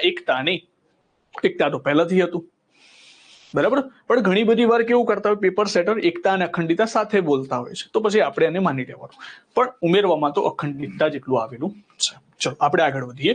તો અહીંયાથી એ પણ સમજી લીધું. હવે આપણે જે વાત કરીએ, ઓકે, હવે જો અહીંયા છેલ્લી લાઈન, છેલ્લો પેરેગ્રાફ શું કહે છે કે અમારી સંવિધાન સભા 26 નવેમ્બર 1949 ના રોજ સંવિધાનને અપનાવીને તેને અધિનિયમિત કરી અને અમને પોતાને અર્પિત કરીએ છીએ. અમને પોતાને એટલે શું થાય? સંવિધાન સભાને ના, અમને પોતાને એટલે ભારત દેશના લોકો પોતાને અર્પિત કરે છે. એટલે શરૂઆતથી આપણે ભણ્યા કે અમે ભારતના લોકો, અમે શું કરીએ છીએ? અમે આને પોતાની જાતે અધિનિયમિત કરીએ છીએ, પોતાની જાતે આને અપનાવીએ છીએ, બરાબર. તો અહીંયાથી સાહેબ કેટલું યાદ રાખવાનું છે? તો અહીંયાથી તમારે યાદ રાખવાનું છે, ઓકે, એક શબ્દ રહી ગયો ને આપણે, બંધુતા. હા, એક બીજો શબ્દ આપણે રહી ગયો છે. બીજો શબ્દ આપણે એના ઉપર પણ ચર્ચા કરી. આ એક પહેલો, અને બીજો શબ્દ છે બંધુતા. એક શબ્દ લખેલો છે બંધુતા. તો બંધુતાનો મતલબ શું થાય? બંધુતાનો મતલબ થાય ભાઈચારાની ભાવના. ભાઈચારો એટલે કોને કહેવાય સાહેબ? જો આજે પણ ભારત દેશની અંદર જેટલા પણ લોકો છે, તો એક વસ્તુ તમારે સૌથી પહેલા યાદ રાખવાની. શું યાદ રાખવાનું? સૌથી પહેલા આપણે બધા એક ભારતીય છે, પછી બીજી બધી વસ્તુ આવે. Bing Indian first. આ ભારત દેશનો એક ધર્મ, ભારત દેશની એક વસ્તુની વાત છે કે બિંગ ઇન્ડિયન ફર્સ્ટ. પહેલા આપણે બધા ભારતીય છે, પછી અલગ અલગ વસ્તુ તમને જોવા મળશે. આને કહેવાય આપણે ભારત દેશની બંધુતા. બંધુતાનો મતલબ થાય કે એક ફેમિલીમાં કેવી રીતે લોકો રહેતા હોય, એવી જ રીતે આપણે ભારત દેશમાં રહેવાનું છે. એટલે આ બંધુતા પણ આમુખની અંદર ઉલ્લેખ કરેલો છે. હવે જો આના પછી આપણે જે વાત કરવાની છે, એ વાત કરવાની છે કે સંવિધાન, જે બંધારણ અપનાવવામાં જે આવ્યું, બંધારણ વિશે છે ને હંમેશા બે વસ્તુ યાદ રાખજો. બંધારણ, એમાં જ્યારે તમને શબ્દ લખે કે બંધારણ ક્યારે લાગુ કરવામાં આવ્યું અથવા તો અમલ કરવામાં આવ્યું, તો જ્યારે તમને આ બે શબ્દો દેખાય ને ત્યારે એક તારીખ તમારે યાદ રાખી લેવાની. કઈ તારીખ? તો 26 જાન્યુઆરી 1950. કઈ તારીખ? 26 જાન્યુઆરી 1950. તમને પ્રશ્ન પૂછાય કે બંધારણ લાગુ ક્યારે થયું અથવા તો બંધારણ અમલમાં ક્યારે આવ્યું, તો આન્સર આવે 26 જાન્યુઆરી 1950. એના સિવાયના જેટલા પણ શબ્દો તમને દેખાય, જેમ કે પ્રશ્ન તમને પૂછાય કે બંધારણ ક્યારે સ્વીકાર કરવામાં આવ્યું અથવા તો ક્યારે અર્પિત કરવામાં આવ્યું અથવા તો ક્યારે અર્પણ કરવામાં આવ્યું, ઇંગ્લિશમાં પણ લખે ક્યારે એડોપ્ટ કરવામાં આવ્યું, અથવા તો ક્યારે અધિનિયમિત કરવામાં આવ્યું, આવું કોઈ પણ શબ્દ તમને દેખાય તો સિમ્પલ તારીખ યાદ આવી જોઈએ, 26 નવેમ્બર 1949. આ જ દિવસ એટલે આપણે બંધારણ દિવસ તરીકે ઉજવીએ છીએ, કારણ કે આ દિવસે આપણું બંધારણ ઘડાઈને તૈયાર થયું હતું. બરાબર, તો યાદ રાખી લેજો. આ બે તારીખમાં વારે ઘડે તમને કન્ફ્યુઝન થશે. હું તો તમને એટલું જ કહું છું કે તમારે આટલું યાદ રાખવું કે લાગુ અને અમલ આવે તો 26 જાન્યુઆરી 1950. એના સિવાય જેટલી પણ વસ્તુ આવે તો બધામાં લખી દેવાનું 26 નવેમ્બર 1949. રેડી થઈ ગયું? હવે તમને પ્રશ્ન પૂછાય કે બંધારણ કોને સ્વીકાર્યું એવું પૂછાય તો ભારતના લોકો. કોના દ્વારા? તો ભારતના લોકો દ્વારા. ભારતના લોકો દ્વારા. ચલો, તો અહીંયાથી આપણે આમુખને આખી જ વસ્તુ સમજી લીધી કે સાહેબ આમુખ શું છે, આમુખમાં કઈ કઈ વસ્તુ લખેલી છે. બરાબર, એ બધી જ વસ્તુ આપણે સમજી લીધી. હવે સાહેબ શું સમજવાનું છે? તો હવે સમજવાનું છે કે આમુખ વિશે કઈ કઈ પ્રકારની વિચારધારાઓ છે, કોને એના વિશે શું કહ્યું, કે આમુખ શું છે, આમુખનું મહત્વ શું છે, અને સાથે સાથે એના ઉપર કોઈ કેસ થયેલા છે સુપ્રીમ કોર્ટના, એ બધી ટોપિકો ઉપર હવે ચર્ચા કરીશું. પહેલા તો આમુખને આપણે સમજ્યા કે છે શું એકચ્યુઅલી આમુખ. હવે એના વિશે થોડું ઘણું ડિટેલ્સમાં આપણે જોઈશું. બાકી છે આમુખ? બાકી છે? ચલો, ડન છે? કોઈને ડાઉટ અહીંયા સુધી? પછી જ્યારે ડાઉટ નથી નીકળતો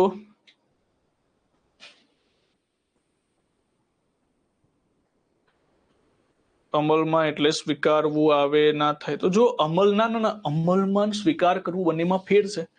અમલમાં ક્યારે થાય? માની લો કે હું તમને કહું છું કે ભાઈ તમે છે ને મેં પહેલા લેક્ચરથી તમે કીધું હતું કે તમે તમારી નોટ્સ જાતે બનાવો છો. બરાબર, તમે સ્વીકારી લીધું કે હું નોટ્સ બનાવીશ, પણ હજુ બનાવી નથી. તમે સ્વીકારી લીધું કે હું બનાવીશ, જેમ કે તમે સ્વીકારી લીધું કે હું પોલીસ કોન્સ્ટેબલ બનીશ, પણ હજુ અમલમાં નથી આવ્યું. પરીક્ષા પાસ કરશો પછી બનશો. એટલે પોતાની રીતે સ્વીકારવું, અમલમાં લાવવું, એમાં ફેર છે. સ્વીકારી તો તમે લીધું, પણ જયારે પ્રેક્ટિકલી અમલમાં લાવો છો તો અમલમાં ક્યારથી આવ્યું? 26 જાન્યુઆરી 1950 થી. હવે આગળ વધીએ. જો હવે અહીંયાથી એક મુદ્દો તમને કહું કે સુપ્રીમ કોર્ટમાં હાલમાં કેસ ચાલી રહ્યો છે. આજથી લગભગ અઠવાડિયા પહેલાનો મુદ્દો છે. જો અઠવાડિયા પહેલા શું મુદ્દો બને એનું થોડી ઘણી ચર્ચા પણ તમને કહ્યું, તમને થોડું ઘણું આઈડિયા આવે કે પ્રેક્ટિકલ વેમાં શું થઈ રહ્યું છે. આ ન્યૂઝપેપરનું કટિંગ છે. આજથી લગભગ 3-4 દિવસ પહેલાનું જ, અઠવાડિયા પહેલાનું, 3-4 દિવસ પહેલાનું કટિંગ છે. હવે આ ન્યૂઝપેપરમાં શું કહેવા માંગે ધ્યાનથી સમજો. સુપ્રીમ કોર્ટમાં એક અરજી થઈ. સુપ્રીમ કોર્ટમાં શું કહેવામાં આવ્યું કે બંધારણમાંથી સમાજવાદી અને ધર્મનિરપેક્ષ શબ્દ હટાવવાની માંગ થઈ. કેમ સાહેબ આવી માંગ થઈ? કારણ કે તમે ધ્યાનથી સમજો, અહીંયા આપણે શું જોયું, અહીંયા આપણે શું લખેલું છે? અમે 26 નવેમ્બર 1949 ના દિવસે અમે આનો સ્વીકાર કરીએ છીએ. હવે તમે ધ્યાનથી સમજો કે આપણે આ જે શબ્દો જોયા, કયા કયા શબ્દો? એક શબ્દ જોયો બિન સાંપ્રદાયિક અને બીજો શબ્દ જોયો સમાજવાદી. આ શબ્દ ક્યારે ઉમેરવામાં આવ્યા? તો એ ઉમેરવામાં આવે 1976માં.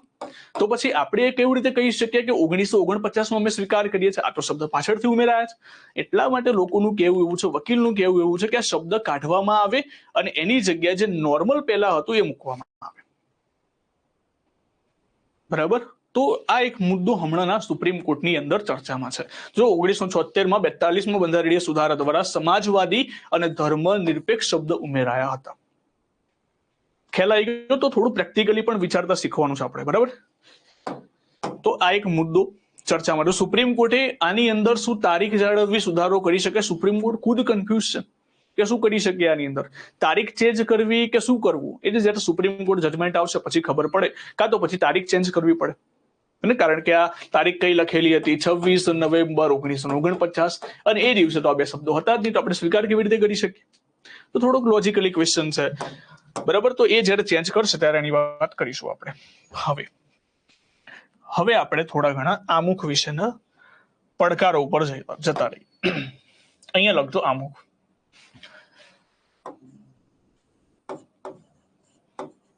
આમુખ વિશે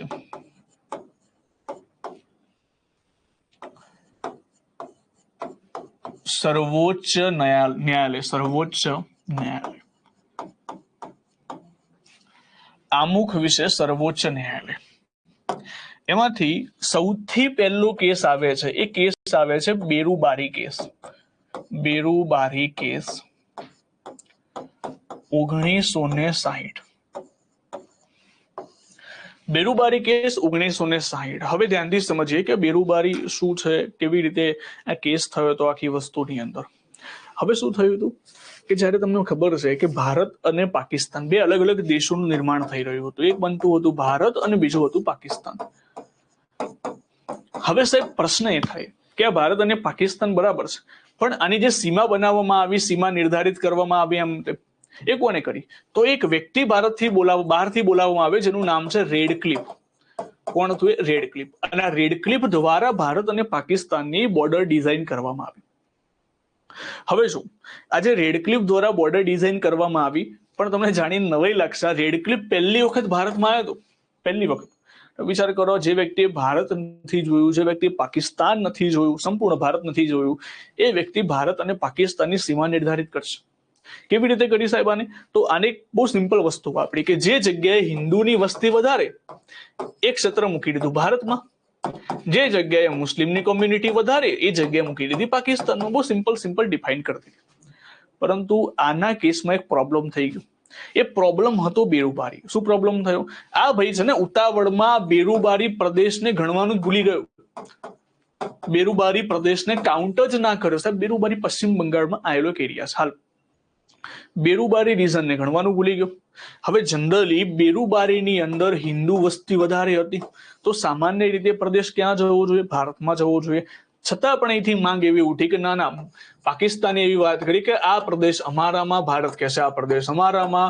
તો અહીંયાથી થઈ ગયા લોચા કે હવે કરવું શું, કોનામાં જશે? ભારતમાં જશે કે પાકિસ્તાનમાં જશે? તો એ પ્રદેશ પહેલા આપણે એકવાર જોઈ લઈએ. જો એ પ્રદેશને એકવાર આપણે જોઈ લઈએ, તો એ પ્રદેશ તમને બતાવી દઉં. એ પ્રદેશ છે આર્ય પ્રદેશ. દાર્જિલિંગ સાઈડ, આ ઉપર દાર્જિલિંગ છે, એનાથી કદાચ વિઝન કમ્પ્લીટ નહીં આવતું હોય, પણ આ સમજી લેજો કે આ એક પ્રદેશ છે. આ છે બેરુબારી રીઝન. તો અહીંથી બેરુબારી પ્રદેશમાં ચર્ચા એ થઈ ગઈ કે હવે ગણવું કોનામાં? ભાઈ ભૂલી ગયો, તો એના કારણે બે દેશ સામે આવી. હવે મુદ્દો શું બન્યો? હવે એ વખતે ભારત દેશના વડાપ્રધાન હતા જવાહરલાલ નહેરુ, અને પાકિસ્તાનની અંદર હતા નૂન. તો એમના વચ્ચે કરાર થાય છે આ મુદ્દાને લઈને. તો એ કરારને કહેવામાં આવે છે નહેરુ નૂન કરાર. 1958માં કરાર થાય છે. 1958માં કરાર થાય છે. શું નિર્ણય આવે છે? નિર્ણયમાં એવું કહેવામાં આવે છે કે ભાઈ આ ઉત્તરનો જે ભાગ છે ને, આને બંને ભાગને સમાનપણે વેચવામાં આવશે. જેમાં ઉત્તરનો જે ભાગ છે ને એ આપી દેવામાં આવશે ભારતને, અને જે નીચેનો જે દક્ષિણનો ભાગ છે એ આપી દેવામાં આવશે પાકિસ્તાનને. આવું કંઈક કરારમાં નક્કી થાય છે. તો અહીંયાથી જે બેરુબારીમાં રહેતા જે લોકો છે, જે હિન્દુ વસ્તી છે, આનો વિરોધ કરે છે. એ વખતે પશ્ચિમ બંગાળના સીએમ હોય છે બિધાનચંદ્ર રોય. બિધાનચંદ્ર રોયને લેટર લખે છે, પણ કોઈ કાર્યવાહી નથી થતી. એ વખતે ભારત દેશના રાષ્ટ્રપતિ હતા ડોક્ટર રાજેન્દ્ર પ્રસાદ. ડોક્ટર રાજેન્દ્ર પ્રસાદને બેરુબારીમાં રહેતા લોકો લેટર લખે છે કે ભાઈ તમારા ભાગના ચક્કરની અંદર અમે અમારું ઘર શું કરો છોડીએ? તમે સીમા નિર્ધારિત નથી કરી, પણ આની અંદર, અને બીજી વસ્તુ અમારે પાકિસ્તાનમાં જવું નથી. તો આ મોટો મુદ્દો થઈ ગયો. અને એ વખતે તમે નહીં માનો, રાષ્ટ્રપતિ ડોક્ટર રાજેન્દ્ર પ્રસાદને 12,000 લોકોએ 12,000 તેના જે વિલેજર્સ હતા, તેના જે ગામડાના લોકો હતા, એ પોતાની આંગળી કટ કરીને મૂકી અને બંગાળી ભાષામાં લખ્યું, રક્ત દેબો એટલે કે લોહી આપીશું, જાન દેબો મગર બેરુબારી દેબો ના. એનો મતલબ તમે લોહી માગી દો, જાન માગી દો, બધું જ અમે આપવા તૈયાર છે, પણ બેરુબારી તો નહીં આપીએ. તો એના કારણે ડોક્ટર રાજેન્દ્ર પ્રસાદે સલાહ લીધી સર્વોચ્ચ ન્યાયાલયની કે આ મુદ્દામાં કરવું શું, કારણ કે વડાપ્રધાન કરાર કરીને આવે છે. તો એના માટે સર્વોચ્ચ ન્યાયાલયે કીધું કે આ વસ્તુ ખોટી થઈ રહી છે. આપણે ભારત દેશનું કોઈ વસ્તુ કોઈ અન્ય દેશને આપવું હોય તો વડાપ્રધાન ક્યારે પણ ના આપી શકે. કેવી રીતે આપી શકે? કાલ ઉઠીને વડાપ્રધાન કહેશે ના આ લઈ જાઓ, તેમ થોડી આપી દે ભાઈ. એ એમના દેશની પ્રોપર્ટી, આ ભારત દેશની પ્રોપર્ટી, ભારતના લોકોની પ્રોપર્ટી છે. તો આ વસ્તુ તો ક્યારે પણ નહીં બની શકે. તો એટલા માટે અહીંયાથી સુપ્રીમ કોર્ટનો કેસ થયો બેરુબારી અંગેનો. તો આની અંદરથી સાહેબ આમુખ જોડે કેવી રીતે લિંક થયું? આમુખ જોડે લિંક એવું થયું, ઘણા બધા લોકો એવું કીધું આમુખમાં લખેલું છે. આમુખમાં શું લખેલું છે? તો આમુખમાં લખેલું છે કે દેશની એકતા હોવી જોઈએ. આમુખમાં લખેલું છે કે દેશની એકતા હોવી જોઈએ, એટલા માટે બેરુબારી ભારતમાં જ રહેવું જોઈએ. તો સુપ્રીમ કોર્ટે કહી દીધું ભાઈ આમુખને તમે વચ્ચે ન લાવશો, કારણ કે આમુખ બંધારણનો ભાગ જ નથી. તો અહીંયા સુપ્રીમ કોર્ટની આ લાઈન આપણા માટે ઇમ્પોર્ટન્ટ છે. સુપ્રીમ કોર્ટે શું કહી દીધું કે તમે આમુખને વચ્ચે ના લાવશો, આમુખ બંધારણનો ભાગ નથી. તો એટલા માટે બેરુબારી કેસમાં એક કારણ સામે આવ્યું, અને કારણ હતું કે આમુખ બંધારણનો ભાગ નથી.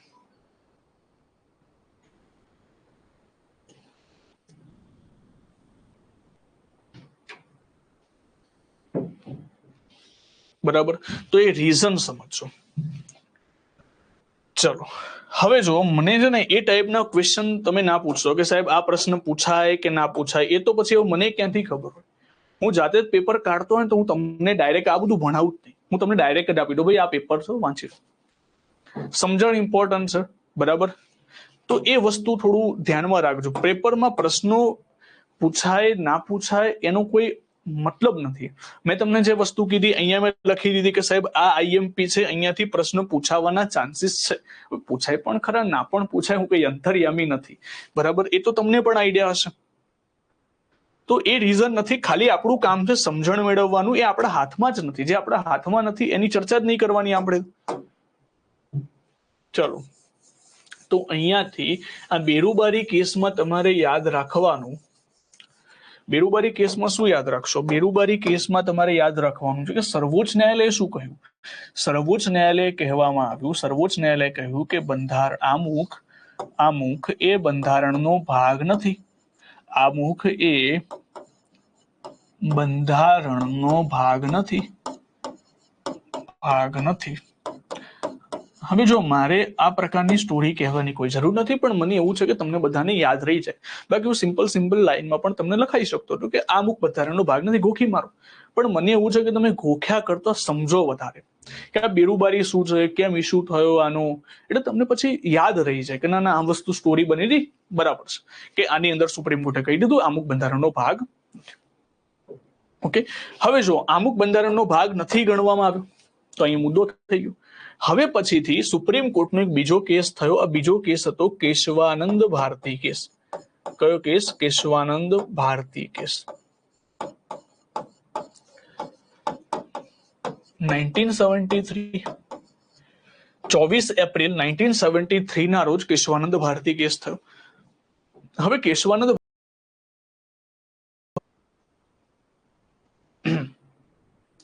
જો કેશવાનંદ છે ને, કેશવાનંદ ભારતી કેસ આ આપણે આગળ પણ ભણીશું, એટલે હું આના વિશે હમણાં ડિટેલ્સમાં નહીં જાઉં. મૂળભૂત માળખું આવશે ત્યારે આપણે ચર્ચા કરીશું.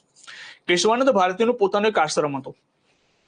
હવે સરકારે શું કરી દીધું? સરકારે એમનો આશ્રમ છીનવી લીધો કે ભાઈ લાવો તમારો આશ્રમ અમે લઈ લઈશું. આ સરકાર રસ્તાનું નિર્માણ કરવા માંગે છે, વિકાસ કરવાનું નિર્માણ કરવા માંગે છે. હવે એ વખતે ભારતની અંદર મિલકત ધારણ કરવાનો અધિકાર હતો, મિલકતનો અધિકાર હતો. એટલે કે માની લો કે મારી કોઈ જમીન છે, સરકાર જ્યાં સુધી સરકાર એવું ના કહી, હું પોતે જ એને વેચવા ના માંગુ ત્યાં સુધી એ જમીનને સરકાર બળજબરીપૂર્વક છીનવી ના શકે. મિલકતનો અધિકાર હતો પહેલા. તો અહીંયા કેસ પહોંચી ગયો સુપ્રીમ કોર્ટમાં. કેશવાનંદ એવું કહે છે કે મારો આશ્રમ છીનવી દીધો, સરકાર એવું કહે છે કે વિકાસના કામ કરી રહ્યા, આશ્રમ તો લેવું પડશે. તો આ બંને મુદ્દા વચ્ચે આમુખને ઘસેડવામાં આવ્યું. આમુખને કેવી રીતે લાવવામાં આવ્યું? તો આમુખની અંદર કહેવામાં આવ્યું કે વ્યક્તિને પોતાની ગૌરવ, બરાબર, આગળ જતા પણ જોવા મળશે, પોતાની ગૌરવ એ આપણે ગરિમા જાળવવાનો અધિકાર છે, પોતાની વિચાર અભિવ્યક્તિની સ્વતંત્રતાઓ પણ છે, આ બધી વસ્તુ ધ્યાનમાં લેવામાં આવી. તો અહીંયા સુપ્રીમ કોર્ટે જજમેન્ટ આપ્યું કે શું આમુખ બંધારણનો ભાગ છે, જે તે બેરુબારી કેસમાં કહ્યું હતું કે આમુખ બંધારણનો ભાગ નથી. તો અહીંયા કેશવાનંદ ભારતી કેસમાં આગળનો જે ચુકાદો છે ને બેરુબારી કેસનો, એનાથી બિલકુલ ઓપોઝિટ વિધાન આપી દીધું. અહીંયા શું કહી દીધું કે આમુખ એ બંધારણનો ભાગ છે, આમુખ એ બંધારણનો ભાગ છે, આમુખ એ બંધારણનો ભાગ છે. તો યાદ રાખજો, પ્રશ્ન અહીંયાથી વારે ઘડે બનતા હોય છે. પ્રશ્ન શું બને છે? કયા કેસમાં ના પાડવામાં આવી? તો કેસ આવશે બેરુબારી કેસ. કયા કેસમાં હા પાડવામાં આવી? તો એ કેસ આવશે કેશવાનંદ ભારતી કેસ 1973. એના પછી જેટલા પણ કેસો થયા એ બધામાં કહી દેવામાં આવ્યું કે આમુખ એ બંધારણનો ભાગ છે. પછી એક કેસ થયો હતો LIC કેસ. LIC કેસ આપણે એક એડવર્ટાઇઝ પણ આવતી હોય, તમને બધાને ખબર, જિંદગી કે પહેલે ભી જિંદગી કે બાદ ભી, LIC કેસ 1995. તો એની અંદર શું કહેવામાં આવ્યું? એમાં પણ કહેવામાં આવ્યું કે આમુખ એક અભિન્ન અંગ છે, એક અભિન્ન અંગ છે, અભિન્ન અંગ છે. આમુખ એક શું છે? અભિન્ન અંગ છે. તો એ પણ કહી દેવામાં આવ્યું. એના પછી પણ એક કેસ તમારે બીજો યાદ રાખવાનો છે. એક કેસ છે SR બોમ્બે કેસ. કયો કેસ? SR Bombay case.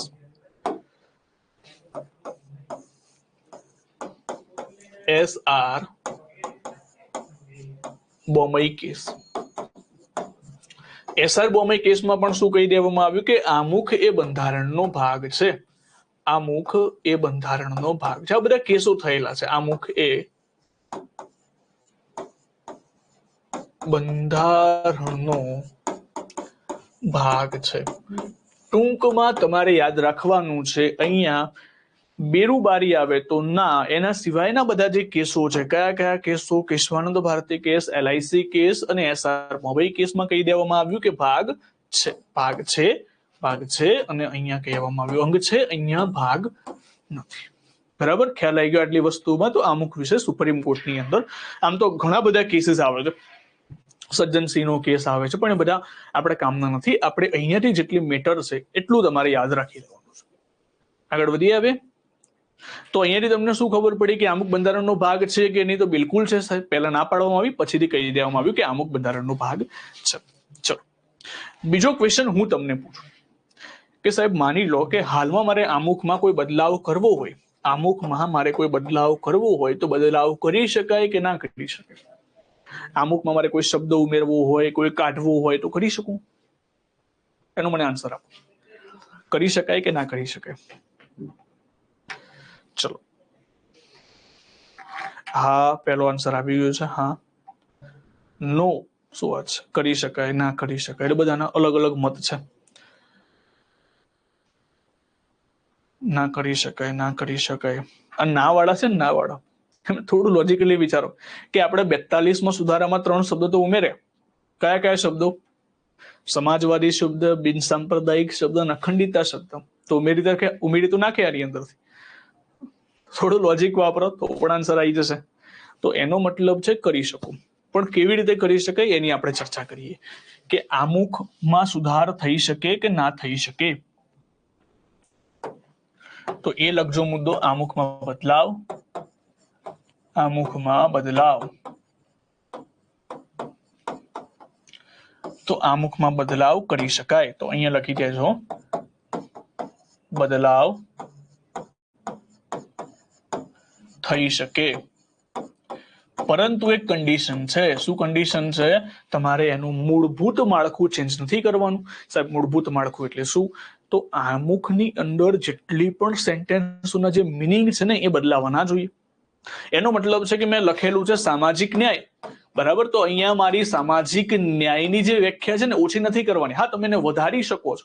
એક ન્યાય તમારે વધારે ઉમેરવું હોય તો ઉમેરી શકો છો, પણ એક ન્યાયને આખું ડિલીટ મારી દેશો એવું નહીં કરવાનું. એવું ના થઈ શકે.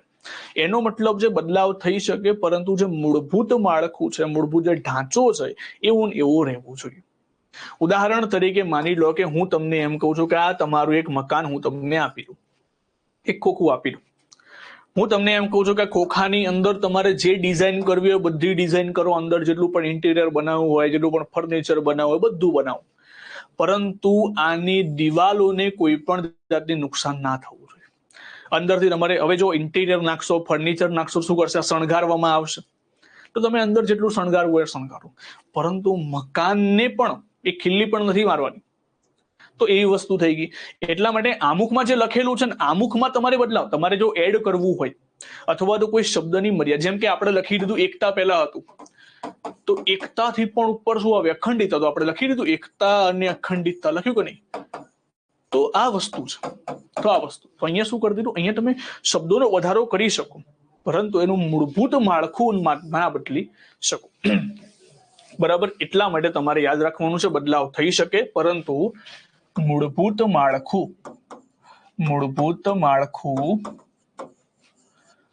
ન બદલી શકાય, અને સુધારો કરી શકાય. તો કયો સુધારો થઈ શકે? તો યાદ રાખવાનું છે સુધારો, આ સુધારો છે અનુચ્છેદ 368. અનુચ્છેદ 368. આ 368 શું છે સાહેબ? 368 માં શું છે કે આર્ટિકલ નંબર છે. આર્ટિકલ 368 માં લખેલું છે કે જ્યારે પણ તમારે બંધારણમાં સંશોધન કરવાનું થાય ને, તો આ આર્ટિકલ થી થશે. એનો મતલબ થાય કે બંધારણમાં અમુક બદલાવ કરવાનું થાય તો કયા આર્ટિકલ હેઠળ બદલાવ થઈ શકે? આર્ટિકલ 368 હેઠળ. જે મુજબ આપણે એક સુધારો કર્યો. કયો સુધારો? તો એ સુધારો થયો 42મો સુધારો. 42મો સુધારો. સાલ પૂછાય તો 1976. અને એમાં કયા કયા શબ્દો ઉમેરવામાં આવ્યા? સમાજવાદી, બિન સાંપ્રદાયિક અને અખંડિતતા. સાહેબ 1976 માં સુધારો થયો, એના પછી કોઈ સુધારો થયો તો ના.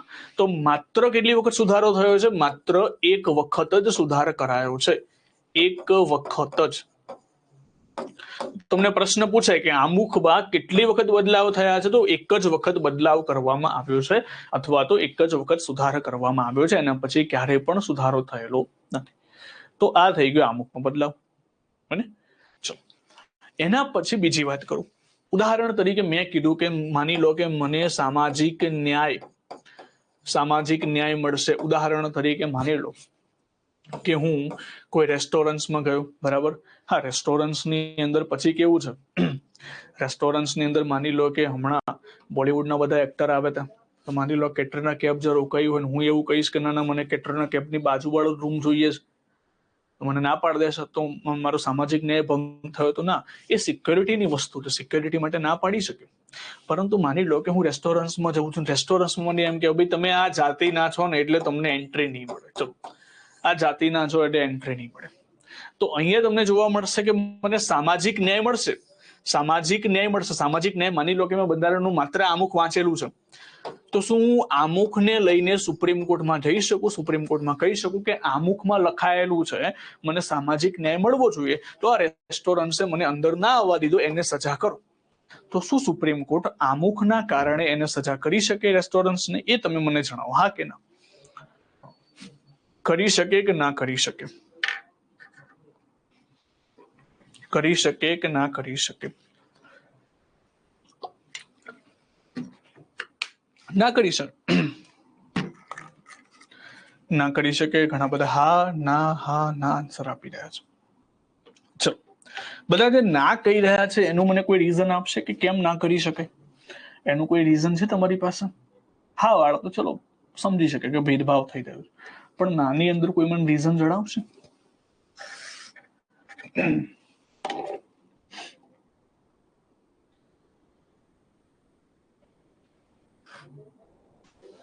કોઈ રીઝન કહેશે મને કે કેમ ના કરી શકાય, કેમ સુપ્રીમ કોર્ટ ના જઈ શકે?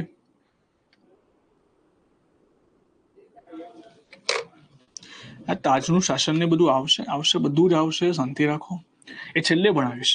કેમ સાહેબ છેલ્લે? કારણ કે તમને કારોબારી નથી ખબર, ધારાકીય નથી ખબર, તો કઈ ટપ્પો જ નહીં પડે. હું તમને કહીશ કે ભાઈ 1919 એક્ટમાં ધારાકીય બનાવવામાં આવે, એમાં આટલા સભ્યો ઉમેરવામાં આવે, પણ ધારાસભા શું છે એ બધુંનો આઈડિયા નહીં આવે. એ બધું પછી આવશે. હા, બધાની કોમેન્ટ આવે છે, બધાની કોમેન્ટ મને દેખાય છે. ચલો, મને કોઈ કહેશે કારણ? ના તો કહી દીધું તમે બધાએ. તો જો, તો એક વસ્તુ યાદ રાખજો, આમુખને લઈને ન્યાયાલયમાં કોઈ ના જઈ શકે. એનું કેમ, કારણ શું છે? કારણ કે આમુખ છે ને એક ફિલોસોફી છે, એક થિયરી છે, એક થિયરી છે. એક મૂવી, એક વસ્તુ તમે સમજો, એક મૂવી છે, માની લો કે એક મૂવી છે, બરાબર, અને એક ટ્રેલર છે. એક શું છે? ટ્રેલર છે. હવે માની લો તમે વિરોધ શેનો કરશો? મૂવીનો વિરોધ કરશો કે ટ્રેલરનો? સાહેબ, મૂવીનો જ વિરોધ કરીશું ને, ટ્રેલરનો કેમ થશે? આ મૂવીમાંથી જ ટ્રેલર બનાવવામાં આવ્યું છે. ટ્રેલર તો કઈ અલગથી ડિઝાઇન તો કરેલું નહીં હોય, મૂવીમાંથી ટ્રેલર બનાવવામાં આવ્યું છે. એનો મતલબ છે કે આ બંધારણ છે અને એની અંદરથી બનાવવામાં આવ્યું છે આમુખ. તો એક વસ્તુ યાદ રાખજો, આમુખને ક્યારેય પણ ન્યાયિક સમીક્ષા પ્રાપ્ત નથી. એનો મતલબ થાય આમુખને તમે ન્યાયાલયમાં ન પડકારી શકો કે આમુખમાં આ વસ્તુ લખેલી છે, મને મળવી જોઈએ. ના, એ વસ્તુ તમારે ક્યાંથી ઉઠાવવાની છે? બંધારણમાંથી ઉઠાવવાની છે. એનો મતલબ થાય તમે આર્ટિકલ 15-16 ને પડકારી શકો, પરંતુ આમુખને ક્યારે ન્યાયાલયમાં ન પડકારી શકો. ખ્યાલ આવી ગયો? આટલી વસ્તુમાં ફેર છે. આમુખ શું છે? તો આમુખ બંધારણની અંદર એક ટ્રેઝર ટેલર ઉપાડીને મૂકી દીધું છે. તમે એને ચેલેન્જ ના કરી શકો. તમારે ચેલેન્જ કરવું પડશે છે ને, બંધારણની કોઈ આર્ટિકલને લઈને તમે ન્યાયાલયમાં જઈ શકો, પરંતુ આમુખને લઈને ન્યાયાલયમાં ન જઈ શકો, કારણ કે આમુખ પાસે ન્યાય અપાવવાનો સ્ત્રોત અથવા તો ન્યાય અપાવવાની શક્તિ નથી. ખ્યાલ આવી ગયો? તો અહીંયાથી તમને પ્રશ્ન પૂછાય કે આમુખમાં શું ન્યાયિક સમીક્ષા પ્રાપ્ત છે? એનો મતલબ થાય કે જસ્ટિસ પ્રાપ્ત છે, તો નોન જસ્ટિસેબલ છે. નોન જસ્ટિસેબલ છે, મતલબ તમને આમુખ ન્યાય નહીં અપાવી શકે. તો યાદ રાખજો, અહીંયા લખી દેજો. ખાસ કરીને આ બધા પ્રશ્નો પૂછાતા હોય છે, એટલે ધ્યાનથી સમજજો. શું અહીંયા ક્વેશ્ચન કરીને જ લખવાનું છે, શું આમુખને ન્યાયાલયમાં પડકારી શકાય? પડકારી શકાય. તમારે બહુ સિમ્પલ અને સરળ આન્સર લખવાનો છે કે ના પડકારી શકાય. ના પડકારી શકાય. અને બીજું લખવાનું છે કે આમુખ પાસે,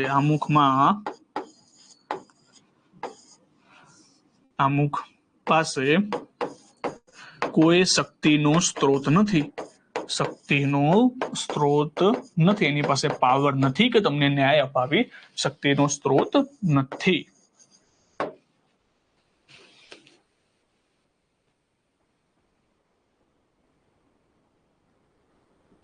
ડન થઈ ગયું આટલી વસ્તુ. ચલો, તો અહીંયાથી મેજરલી મારે જે ક્વેશ્ચન તમને કહેવાના હતા ને કે અમુક બંધારણનો ભાગ છે કે નહીં, એ ક્વેશ્ચન ઇમ્પોર્ટન્ટ. જો અહીંયાથી જનરલી આ બધા ક્વેશ્ચનમાં આ ક્વેશ્ચન ખાસ કરીને ઇમ્પોર્ટન્ટ છે. આને છે ને, આને એકવાર હાઇલાઇટ કરી દેવાનું છે આપણે. એક આ કે આમુખ વિશે સર્વોચ્ચ ન્યાયાલયે શું કહ્યું, એ એક. બીજો ક્વેશ્ચન કે આમુખમાં બદલાવ થઈ શકે કે નહીં, કે આમુખ પાસે શક્તિ પ્રાપ્ત છે કે નહીં. આ 3 ક્વેશ્ચન તમારે મેજરલી યાદ રાખવાના છે. હવે હું વાત કરીશ નકરા ફેક્ચ્યુઅલ ડેટાની. બરાબર, આ બધી આપણે સમજણ કેળવી લીધી કે આમુખ શું છે, આમુખમાં બદલાવ થઈ શકે કે નહીં. હવે હું તમને સમજાવીશ નકરા ફેક્ટની અંદરથી પ્રશ્ન શું પૂછાય કે આમુખમાં કેટલા શબ્દો હતા, કેટલા શબ્દો ઉમેરવામાં આવે, એ પ્રશ્ન પૂછાય. બીજો પ્રશ્ન પૂછાય કે આમુખ વિશે કયા કયા લોકોએ કઈ વસ્તુ કીધી, જેમ કે કનૈયાલાલ મુનશી આવશે, એમને શું કહ્યું, એક પ્રશ્ન આવે. પછી આવશે કે આમુખની અંદર કોને ડિઝાઇન કરેલું હતું, તો નકરા ફેક્ટ. તો અહીંયા ટાઇટલ આપજો ફેક્ટ્સ.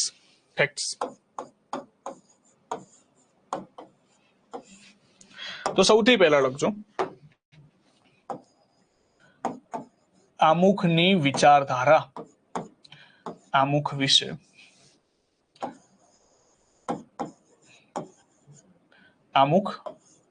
અહીંયા આમુખ લખી દેજો, અહીંયા વ્યક્તિ લખી દેજો સિમ્પલ ભાષામાં, અથવા તો સેન્ટેન્સ મોટું થઈ જશે. કામ કરો, આમુખની વિચારધારા લખો. આમુખની વિચારધારા. તો જો સૌથી પહેલા વ્યક્તિ આવશે, એ આવશે આપણા કનૈયાલાલ મુનશી. એમને કીધું કે આમુખ શું છે, તો આમુખ એક જન્મ કુંડલી અને ભવિષ્ય ફળ છે. જો આવું તમને દેખાય કે આવું સેન્ટેન્સ કોને કહેલું છે, તો આવા આન્સર હશે કનૈયાલાલ મુનશી. કોણ આવશે? કનૈયાલાલ મુનશી. તમારે સિમ્પલ યાદ રાખવાનું, કૃષ્ણ ભગવાન હંમેશા કહે છે કે ફળની ચિંતા નથી કરવાની. એના માટે હું બેઠો છું, ખાલી તમે મહેનત કરતા રહો. તો યાદ રાખજો, કુંડલી ભગવાને બનાવી રાખી છે, જન્મ કુંડલી કૃષ્ણ ભગવાને. તો એ ટ્રીક પણ યાદ રાખી લેજો. ભવિષ્ય ફળની ચિંતા તમારે બિલકુલ કરવાની નથી. પછી બીજું લખજો. પછી બીજું, આમુખ એ બંધારણનો આત્મા આભૂષણ અને ચાવી છે.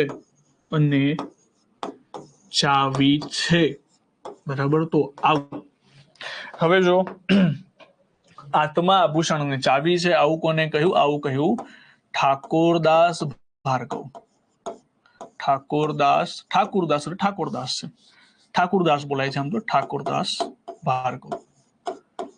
અને આપણે ઘણી બધી વાર સાંભળતા હોઈએ છે ઠાકુર કી હવેલી. બરાબર. હવે હવેલીમાં તમે જાઓ તો હવેલીમાં શું હોય? તો હવેલીમાં જૂની ખંડેર હવેલી હોય તો આત્મા હોય. પહેલા આભૂષણ પણ રહેતા હતા, અને આભૂષણ ખોલવા માટે, એટલે કે આભૂષણ જ્યારે લોક મારી ખુલ્લું તો મૂકેલું ના હોય, તો આભૂષણ માટે શું જોવે? ચાવી. અને કોની હવેલીમાં હોય? ઠાકોરદાસની હવેલીમાં. તો યાદ રહી જશે આ રીતે. પછી ત્રીજું, આમુખ એ દીર્ઘકાલીન સપનાનો વિચાર. દીર્ઘકાલીન સપનાનો વિચાર. તો આ કોને કહ્યું છે? આ કહ્યું છે કૃષ્ણ સ્વામી અય્યર.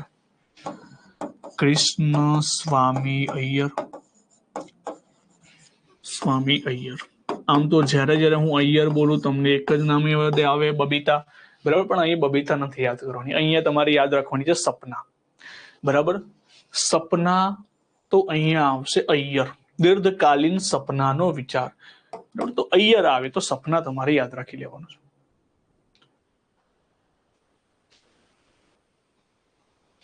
બધું આવશે ભાવેશભાઈ, આવશે. હું તમને કહું ને કે તમે છે ને બિલકુલ બ્લેન્ક માઇન્ડ સાથે મારી જોડે ભણવા, બિલકુલ બ્લેન્ક માઇન્ડ સાથે, તો તમને વધારે આવડશે. હિદાયતુલ્લાહને લાવીશું ને આપણે બધાને લાવીશું. તમે બધાને આપણે બાકી જ કોઈને રાખવા જ નથી. ચલો આપણે આગળ વધીએ. ઓકે. તો નેક્સ્ટ લખજો હવે, પરિચય પત્રક છે. પરિચય પત્રક અથવા તો ઓળખ પત્ર છે. ઓળખપત્ર છે. આવું કોને કીધું? તો આવું કીધું N.A. પાલકીવાલા. N.A. પાલકીવાલા. તો જુઓ, આ પ ઉપરથી પ તમારે યાદ રાખવાનું. પરિચય પત્રક આવે કે ઓળખ પત્ર આવે? હા, અમુક છે જ ને બંધારણનો ભાગ, હમણાં તો ચર્ચા કરી. તો આ પાલકીવાલા ઉપરથી તમારે પરિચય પત્રક યાદ રાખી લેવાનું છે. પછી લખજો ભાવેશભાઈના ફેવરેટ એવા હિદાયતુલ્લાહ વિશે આપણે ભણીએ. હિદાયતુલ્લાહ એ શું કહ્યું હતું કે અમેરિકાની આઝાદીની ઘોષણા કરતા પણ વધુ મહત્વનું. તો આવું કહ્યું હતું આપણા હિદાયતુલ્લાહે. સુપ્રીમ કોર્ટના પૂર્વ ન્યાયાધીશ રહી ચુક્યા હતા હિદાયતુલ્લાહ. બરાબર, હિદાયતુલ્લાહ. ચલો, એના પછી આવશે અગત્યની નોંધ, જેને ઇંગ્લિશમાં કહેવામાં આવે છે કી નોટ. અગત્યની નોંધ છે. આવું કોને કહ્યું? તો આવું કહ્યું હતું અર્નેસ્ટ બાર્કર. બરાબર. તો અ ઉપરથી અ પણ યાદ રહી જાય. અ ઉપરથી અગત્યની નોંધ. હા, કઈ વાંધો નહીં ઉમેશભાઈ, કઈ બિલકુલ. ચલો, તો આટલી વસ્તુ યાદ રહી ગઈ. તો જો કૃષ્ણ ભગવાન એટલે અહીંયા પાછું અય્યરમાં તમે યાદ રાખજો, કનૈયાલાલ આવે તો શું આવશે? જન્મ કુંડલી ભવિષ્યફળ. આત્મા કઈ જગ્યાએ? આભૂષણ કઈ જગ્યાએ? તો ઠાકોરદાસની હવેલીમાં. દીર્ઘકાલીન સપના આવે તો તમારું શું હોવું જોઈએ? અય્યર હોવું જોઈએ. પ ઉપરથી પરિચય પત્રક આવે તો પાલકીવાલા. અમેરિકા તમારે યાદ આવે તો તમારે હિદાયતુલ્લા ખાલી યાદ રાખજો. આ થોડું આનું નથી બનતું પણ યાદ રાખી લેજો. અ ઉપરથી અગત્યની નોંધ આવે તો શું આવશે? અર્નેસ્ટ બાર્કર. રેડી? પછી આપણે આમુખની ડિઝાઇન જોઈશું કે આમુખની ડિઝાઇન કોણે કરેલી છે. આમુખની ડિઝાઇન, આમુખની ડિઝાઇનમાં કોણ આવશે? બેઓહર રામ મનોહર સિન્હા. રામ મનોહર સિન્હા. આમુખની ડિઝાઇનનો મતલબ શું થાય કે તમે આમુખ જુઓ ને, અહીંયા આવી રીતે આમુખ છે, બરાબર, વચ્ચે આમુખ લખેલું છે, એના ચારે બાજુ અલગ અલગ પશુ પંખીઓની આકૃતિ જે દોરવામાં આવી છે, ડિઝાઇન કરેલી છે. ડિઝાઇન કોણે કરી છે? તો આ વ્યક્તિ બેઓહર રામ મનોહર સિન્હા. અને આમુખના ડાબી સાઈડમાં રામ નામની એમની સાઇન પણ તમને જોવા મળે છે. નથી લખવું પણ યાદ રાખી લેજો. આમુખની ડિઝાઇન. અને આમુખમાં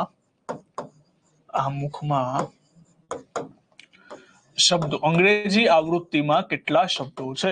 તો અંગ્રેજી આવૃત્તિમાં ગુજરાતીમાં નહીં આવે કે ગુજરાતીમાં અલગ અલગ શબ્દો નથી ગણાતા. અંગ્રેજીમાં પ્રોપર વર્ડ ગણી નાખવામાં આવે છે. તો અંગ્રેજીમાં શરૂઆતમાં આપણે અંગ્રેજીમાં જ પૂછાશે.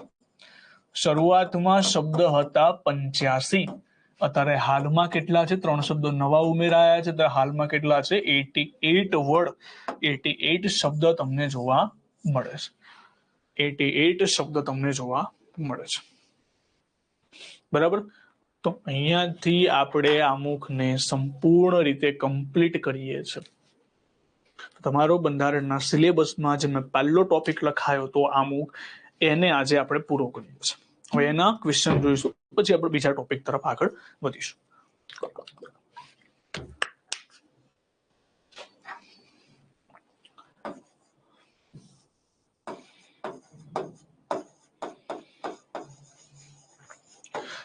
ચલો, એની ડાઉટ? કોઈને ડાઉટ? હિન્દીમાં નહીં આવે એવું નહીં પૂછાય, બરાબર, કારણ કે હિન્દી અંગ્રેજીમાં દરેક અલગ અલગ શબ્દો, કેમ કે ને લખો, બરાબર, એવા બધા શબ્દો છે ને એ કાઉન્ટ નથી થતા. એટલા માટે તમારે ખાલી અંગ્રેજીમાં જ યાદ રાખવાનું છે. ગુજરાતીમાં પણ નહીં આવે, બરાબર, ખાલી અંગ્રેજીમાં યાદ રાખજો.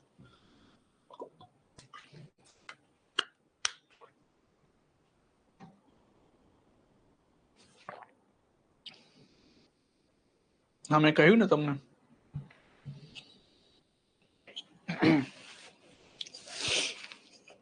રામ નામની સહી જોવા મળે છે, કારણ કે બેઓહર રામ મનોહર સિન્હાએ ડિઝાઇન કરેલી છે કે લેફ્ટ સાઈડ ની અંદર તમને જોવા મળશે. ચલો, કોઈને ડાઉટ આની અંદરથી? કોઈ ડાઉટ નથી તો પછી હું ક્વેશ્ચન પૂછવાનું હવે શરૂઆત કરીશ. બરાબર, 2 મિનિટનો સમય આપું છું. ફટાફટ જે નોટમાં લખેલું છે પહેલાથી લઈને અત્યાર સુધી એ ફટાફટ એકવાર રિવાઇઝ કરી નાખો.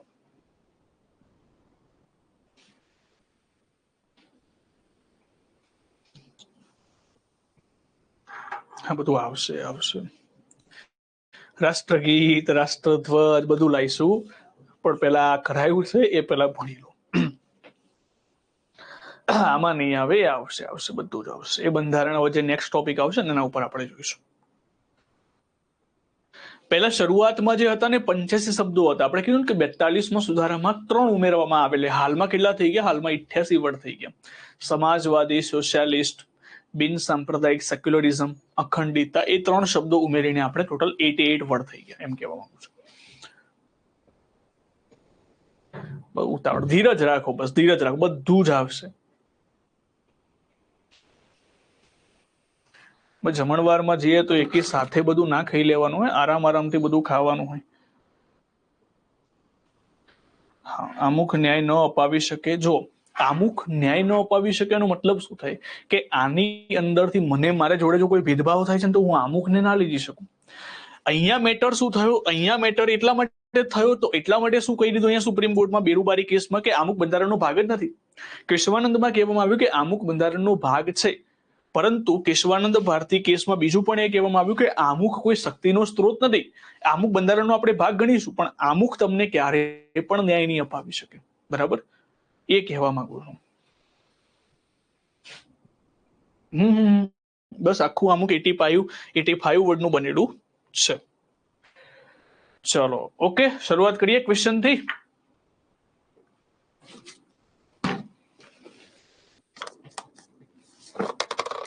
ચલો પહેલા ક્વેશ્ચન ની આપણે શરૂઆત કરીએ. હવે તો હું બોલવાનું બંધ કરીશ, તમારું બોલવાનું શરૂ થશે, એટલે કે કોમેન્ટ શરૂ થશે. ચલો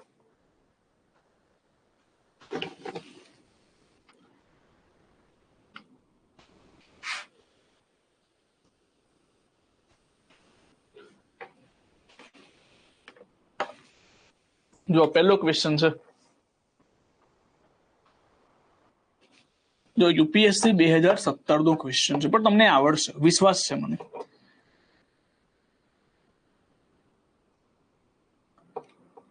ચલો આમાં શું આન્સર આવશે?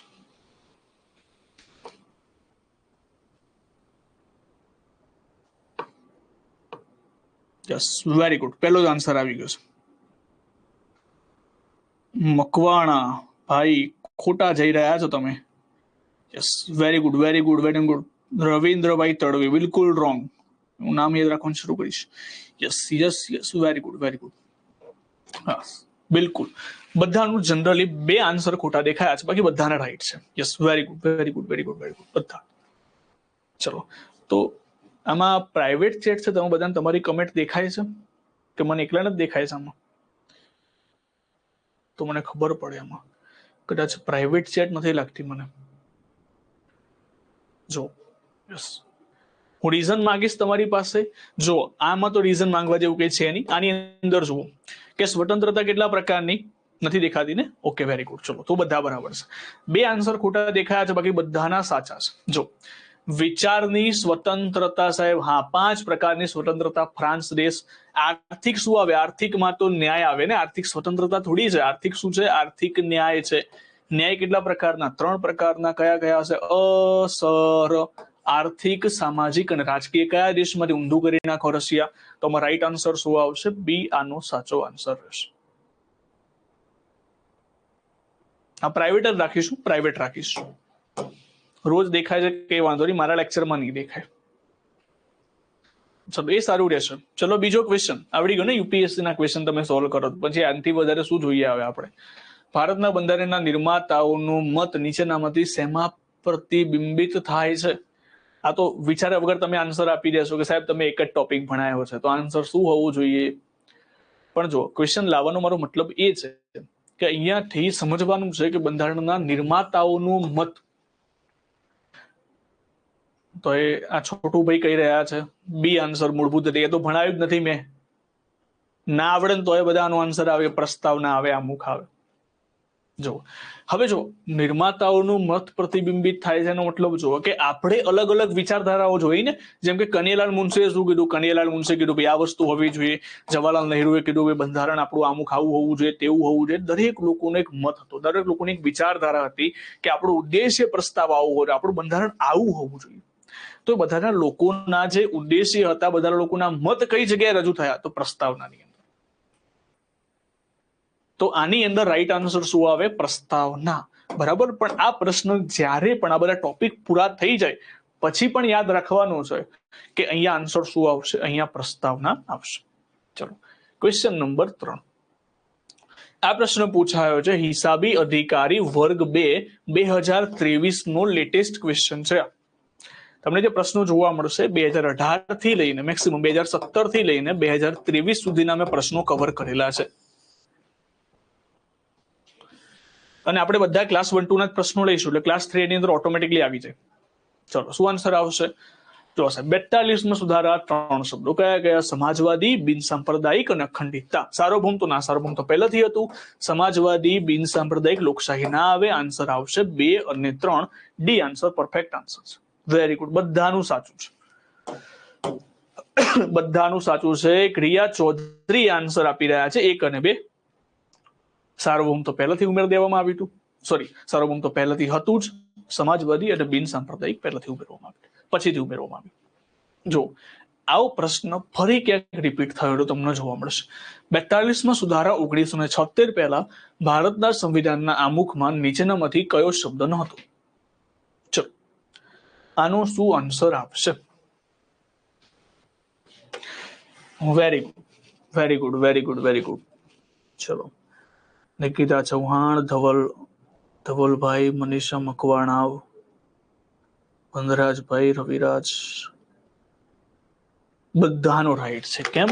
અખંડિતતા એ તો ક્યારે ઉમેરવામાં આવે તો 1976. પછી આ શું કહેવામાં આવ્યું છે? 1976 પહેલા. એટલે પ્રશ્ન વાંચવાનો પાછા. આમાં શું પ્રશ્ન વાંચ્યા વગર લખી નાખી? 42માં સુધારો ને સાહેબ, 42માં સુધારો અખંડિતતા, ટીક માર દે. ના, શાંતિ રાખવાની. અહીં શું કહેવામાં આવ્યું? કયો શબ્દ પહેલા નતો? તો કયો શબ્દ નતો? અખંડિતતા શબ્દ નતો. બરાબર? એટલે પ્રશ્ન ધ્યાનથી પહેલા વાંચવાનો. ભારતીય બંધારણના આમુખમાં સ્વતંત્રતા, સમાનતા અને બંધુતા, હા જે હમણાં પ્રશ્ન આવ્યો હતો ને, મેં તમને કહ્યું હતું ને, આ પ્રકારનો. જો આ પ્રશ્ન ક્લાસ 1 to 2021 નું જે પેપર હતું એમાં પ્રશ્ન પૂછાયો હતો. ચલો, શું આન્સર આવશે આમાં? તો યાદ કરો, સ્વતંત્રતા કેટલા પ્રકારની સાહેબ? 5 પ્રકારની. 5 એટલે થાય 5 ઉપરથી આપણને એક દેશ યાદ આવે. કયો દેશ? ફ્રાન્સ. તો B answer. Yes, very good, B answer. ચલો, તો પછી નેક્સ્ટ ક્વેશ્ચન તરફ આગળ વધીએ છીએ. અત્યાર સુધી ભારતના બંધારણમાં આમુખમાં કેટલી વખત સુધાર કરવામાં આવ્યા છે? નાયબ સેક્શન અધિકારી, DYSO. બરાબર? 2021 નું આ પેપર છે. કેટલી વખત? 1 વખત સુધાર કરવામાં આવેલો છે. Yes, very good. ચલો, નેક્સ્ટ ક્વેશ્ચન તરફ આગળ વધીએ છીએ. Question number 9. ભારતના સર્વોચ્ચ અદાલતે આમુખે ભારતના સંવિધાનનો અભિન્ન ભાગ નથી એવો અભિપ્રાય કયા કેસમાં આપવામાં આવેલો છે? પરિક્ષેત્ર વન અધિકારી, ક્લાસ 1 to 2021. ચલો,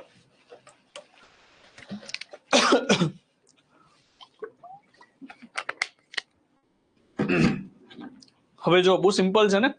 તો અહીંયા તમે ઘણા બધા વિચાર, સાહેબ આ બધું ક્યાંથી? પટ્ટરાજન, બીકે પવિત્રન, સતવિંદર. તો આ બધું આવતું જ નથી. આવું બધું ભણ્યા જ નથી આપણે, આવતું પણ નથી. આ બધું કન્ફ્યુઝ કરવા માટે મૂક્યું છે. રાઈટ આન્સર શું આવશે? ફક્ત એક જ. બેરુબાની લખીએ અથવા બેરુબારી લખીએ. 1960 નો કેસ. તો ફક્ત એક આન્સર. Very good. ચલો, તો ક્વેશ્ચન નંબર 10. ભારતીય નિરપેક્ષતા બાબતે નીચેનામાંથી કયું વિધાન ખોટું અથવા તો ખોટા છે?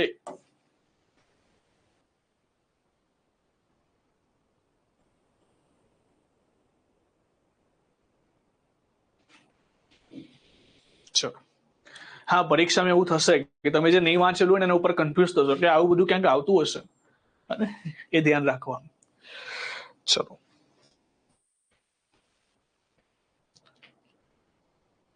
અહીંયા શું કહે છે કે રાજ્ય કોઈ પણ ધર્મને રાજ્ય સત્તાવાર ધર્મ તરીકે માન્યતા નથી આપતું. યસ, બિલકુલ રાઈટ છે. રાજ્ય તમામ ધર્મ પ્રત્યે તટસ્થ છે. યસ. રાજ્ય તમામ ધર્મને પ્રોત્સાહન આપે. હા, સર્વ ધર્મ સમાન છે.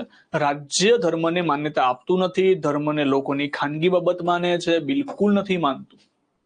બરાબર? એવું નથી કે ભાઈ રાજ્ય કોઈ ધર્મને માન્યતા, રાજ્યમાં કોઈ ધર્મનો એન્ટ્રી નથી. ના, દરેક ધર્મોને માન્યતા આપે છે. તો આ વિધાન સાચું થશે. ચોથું વિધાન કેવું થશે? રોંગ છે. બધાનું મેજરથી સાચો આન્સર છે.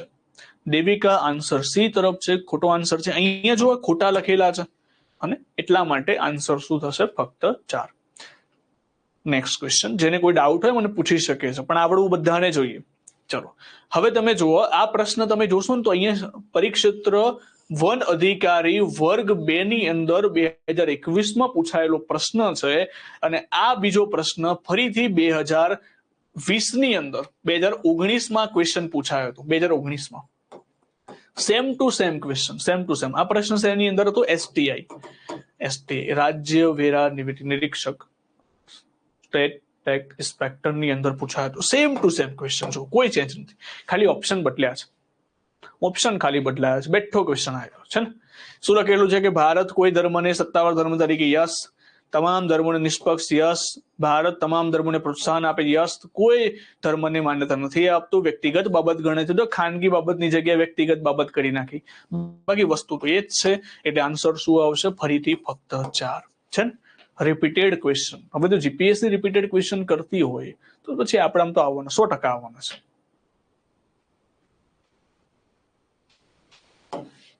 ચલો તો આનો આન્સર શું હશે? ફક્ત 4. હા, એ બીજા થોડો ઘણો ચેન્જ કરશે ને, તો પછી ચેન્જ કરે જ ને, પછી સાવ બેઠો થોડી મૂકવી, પણ શબ્દો તમે સમજો, બાકી પ્રશ્ન એ જ છે. ઓકે, થોડો ઘણો તો ચેન્જ કરશે જ ને. Government of India versus LIC case 1995 માં સુપ્રીમ કોર્ટે શું જણાવ્યું છે? આ પ્રશ્ન ક્લાસ 1-2 2019 નો ક્વેશ્ચન છે. ચલો, પહેલો જ આન્સર આવી ગયો છે ગામિત ઇન્દ્રજીતભાઈ. યસ, બિલકુલ રાઈટ. જો જૂના ક્વેશ્ચન નો આન્સર પ્રિન્સ, મુસ્કાન, અલગ અલગ નામ છે, મનીષા, ચિરાગ, વિનિતા. ઓકે, આન્સર શું આવશે? યસ, આમુખ એ બંધારણનો એક અભિન્ન અંગ છે. બિલકુલ રાઈટ થશે. Next question, question number 16. Question number 16. ચલો, કઈ જોડ યોગ્ય રીતે જોડાયેલી છે?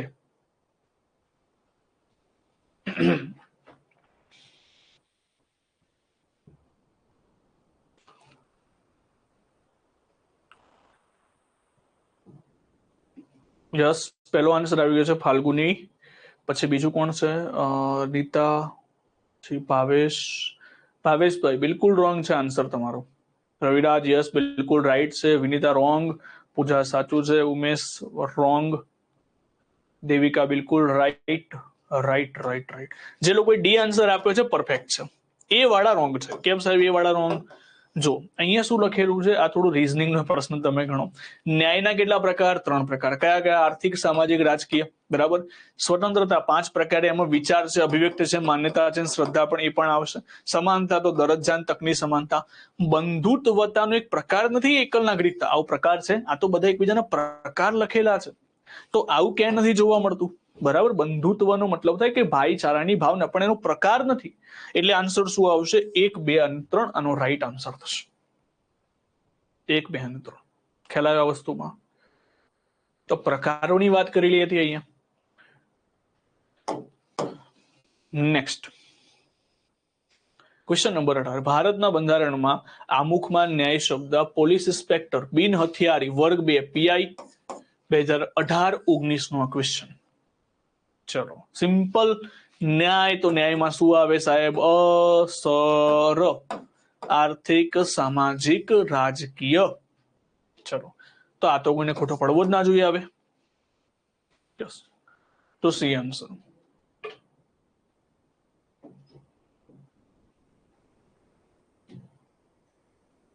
પરફેક્ટ. નેક્સ્ટ,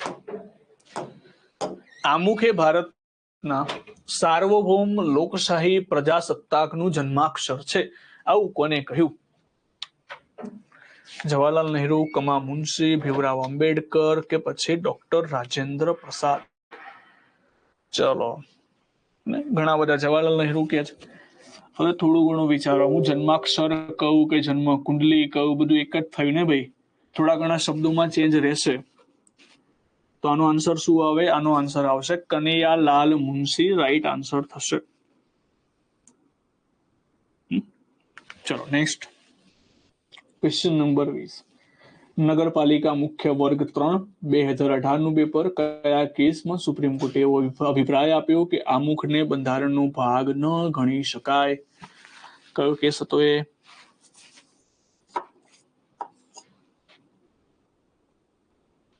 કયો કેસ આવશે? યસ, બેરુબારી કેસ 1960 ની અંદર. કેશવાનંદ કેસમાં તો શું કહેવામાં આવ્યું? કેશવાનંદ કેસમાં કહેવામાં આવ્યું કે ભાગ ગણી શકાય છે. Question number 21. ભારતનું બંધારણ તેના આમુખમાં દર્શાવ્યા પ્રમાણે કઈ તારીખથી અપનાવવામાં આવ્યું? કઈ તારીખથી અપનાવવામાં આવ્યું? ચલો, આનો આન્સર શું થશે?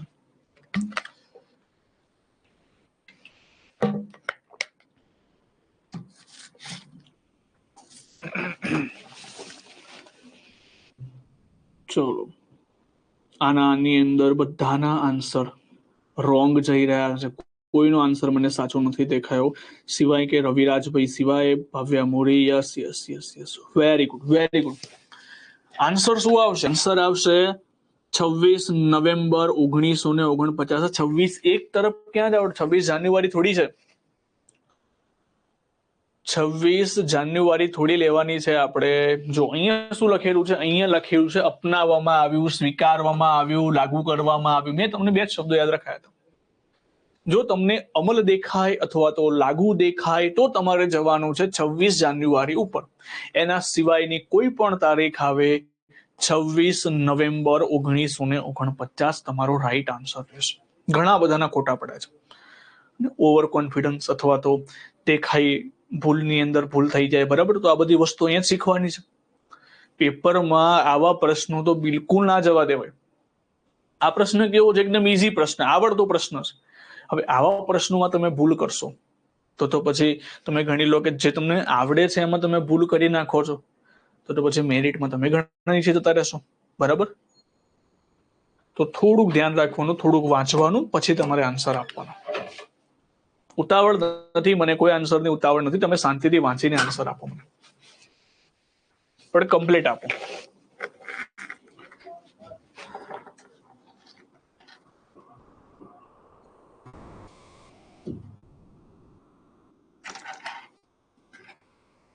ચલો, નીચેનામાંથી કયા કેસમાં સુપ્રીમ કોર્ટે બંધારણનો એક ભાગ છે એમ કહ્યું? તો બેરુબારીમાં તો ના પાડી હતી, અને બેરુબારીમાં તો ના પાડી હતી. ખાલી આટલું ખબર પડી જાય, પછી ઓપ્શન કેન્સલ કરી નાખવાના.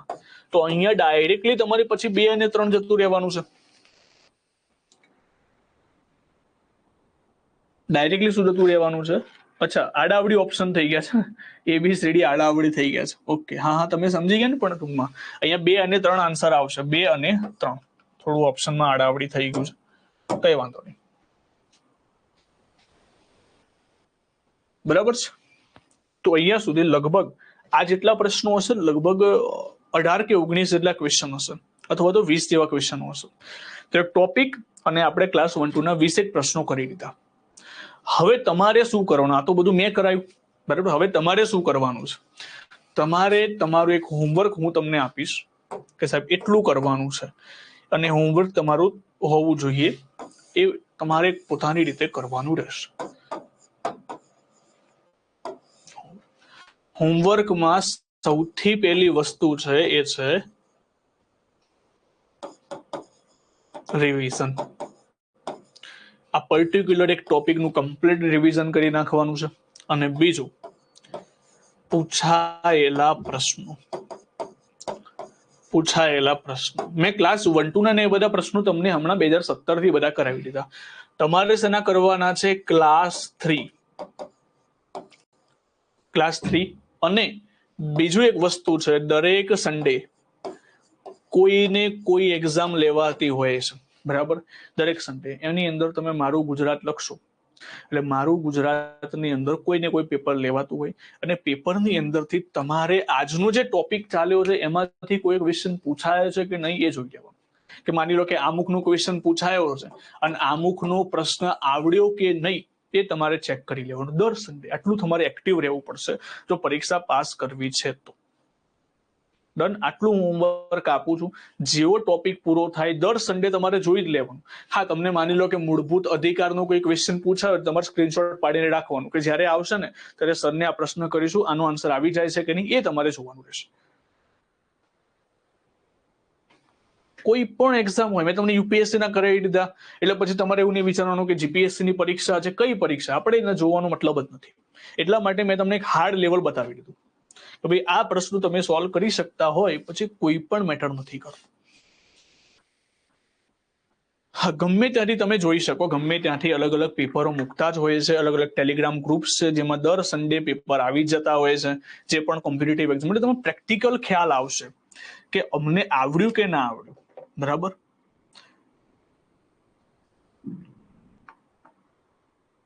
ખ્યાલ આવી ગયો? તો આટલું હોમવર્ક, અને હું જે પ્રમાણે કહું છું એ પ્રમાણે તમે જો રેગ્યુલરલી ચાલતા રહેશો તો હું નથી માનતો કે તમારા 30માંથી એક પણ માર્ક્સ કટ થાય. નહીં જવા દો હું માર્ક્સ, જો મારા પ્રમાણે તમે ચાલતા રહેશો તો. જો મારી સાથે સાથે ચાલશો નહીં, વચ્ચે અટકાઈ ગયા તો તકલીફ પડશે. બહુ તકલીફ પડશે. એનું કારણ તમને કહું કે આ ટોપિક તમે પૂરો થઈ ગયો આની અંદર. હવે જેમ જેમ ટોપિક આગળ વધતા જઈશું ને એમ ધીમે ધીમે કન્ટેન્ટ વધતું રહેશે, બધું એકે સાથે આવશે, અને એકે સાથે આવશે ને તો બહુ ભાર લાગશે. એટલા માટે જેટલું થાય છે એટલું કવર કરતા રહેજો.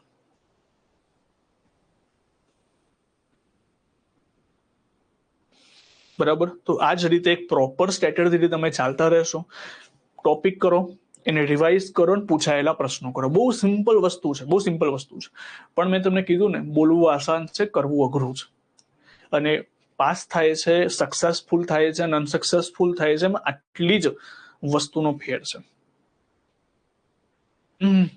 પ્રીવિયસ યર્સના ક્યારે કરી નાખવાના? જ્યારે માની લો કે ટોપિક પૂરો થઈ ગયો ને તમારે આમુખનો ટોપિક, તો આમુખના જ કરવાના છે, બીજા કોઈ ના અડતા. હમણાં તમે આમુખનો ટોપિક કરી દો, જેટલા બને એટલા મેક્સિમમ ક્વેશ્ચન કરી દો, જેટલા બને એટલા. હું કહું 100 મળતા હોય તો 100 કરી દો, બસ. એ ટોપિકને પછી વાળીને મૂકી દો કે આ થઈ ગયું, પૂરું થઈ ગયું, વાર્તા પૂરી. હવે આને અડવાની જરૂર નથી મારે. ચલો, યાદ નથી રહેતું તો મેક્સિમમ રિવાઇઝ કરવું પડશે. નોટ તો ફરજિયાત મેં તમને કહેલું છે કે નોટ તો બનાવવી જ પડશે. હા, ક્વેશ્ચનની નોટ ના બનાવતા, એ બધું આપણે નથી કરવું. ક્વેશ્ચનની નોટ ના બનાવતા, એ તો તમારે ખાલી એમણે યાદ રાખવાનું છે. બુક લઈ લો તો સારું. એક બુક તો તમારી પાસે હોવી જોઈએ, કારણ કે કેવું છે, જ્યાં સુધી તમે બુક્સ હાથમાં લઈ લો ને તમને આઈડિયા નહીં આવે. એટલે બુક્સ તો તમારા મેન્ટલી પણ જોઈશું. મેન્ટલી એટલે તમને જ્યાં સુધી બુક્સ નહીં મળે ત્યાં સુધી તમે એવું કહેશો ના, બુક્સ વગર ચાલે.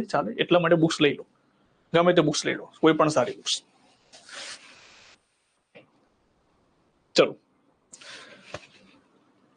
ઓકે, શરૂઆત કરીએ. બીજા ટોપિકની આપણે શરૂઆત કરીએ. એક નાનકડો ટોપિક આપણે આજે ચર્ચા કરીએ છીએ, બરાબર, બીજા ટોપિકની અંદર. કાં તો પછી નેક્સ્ટ ટાઈમ રાખીશું, કારણ કે શું થશે કે બીજો ટોપિક થોડો મોટો ટોપિક છે. હા, ચાલે, બેસ્ટ છે મુસ્કાન, બેસ્ટ છે. લઈ લો. જો બંધારણની અંદર તમે કોઈ પણ બુક પરચેસ કરો, ઇટ્સ ઓકે, વાંધો નહીં. અરે યાર, કેટલા ક્વેશ્ચન કરો છો. હવે હું એમ કહું કે સાહેબ, હવે ક્વેશ્ચન એવો આવ્યો કે સાહેબ તમે ભણાવો છો, બુક્સની જરૂર છે. હું પહેલા એવું કહેતો હતો કે તમે એક વસાઈ લો, તો કે સાહેબ બુક્સ લાવવી પડશે. એ તમારો અંગત વિષય છે. હું મારામાંથી જેટલું કરાવું છું એટલું ઇનફ છે. તમને તમારા સેટિસ્ફેક્શન માટે બુક્સ લાવવી હોય તો લાવો, ના લાવવી હોય તો પણ ઇટ્સ ઓકે. પણ મારું એવું છે કે એક બુક તમારી પાસે હોવી જોઈએ, તેના કારણે તમને કોન્ફિડન્સ આવે કે આપણી પાસે બુક છે, એમાંથી આપણે વાંચી શકીશું. બરાબર, ચલો, ગજબ છો. બાકી ક્વેશ્ચનમાં તો તમારો કોઈ મુકાબલો ના થઈ શકે એવા ક્વેશ્ચનો લઈને આવો છો. મને સબ્જેક્ટના રિલેટેડ ક્વેશ્ચન પૂછો ને તમે, તો એમાં મને મજા આવશે કે ના, આમાં શું આવે, આમાં શું આવે. અને જેન્યુઅન ક્વેશ્ચન પાછા.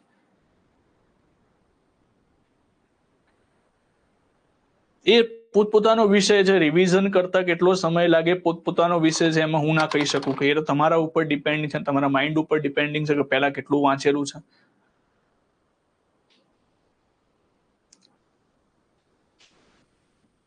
ચાલશે, બધું જ ચાલશે, બધું જ ચાલશે.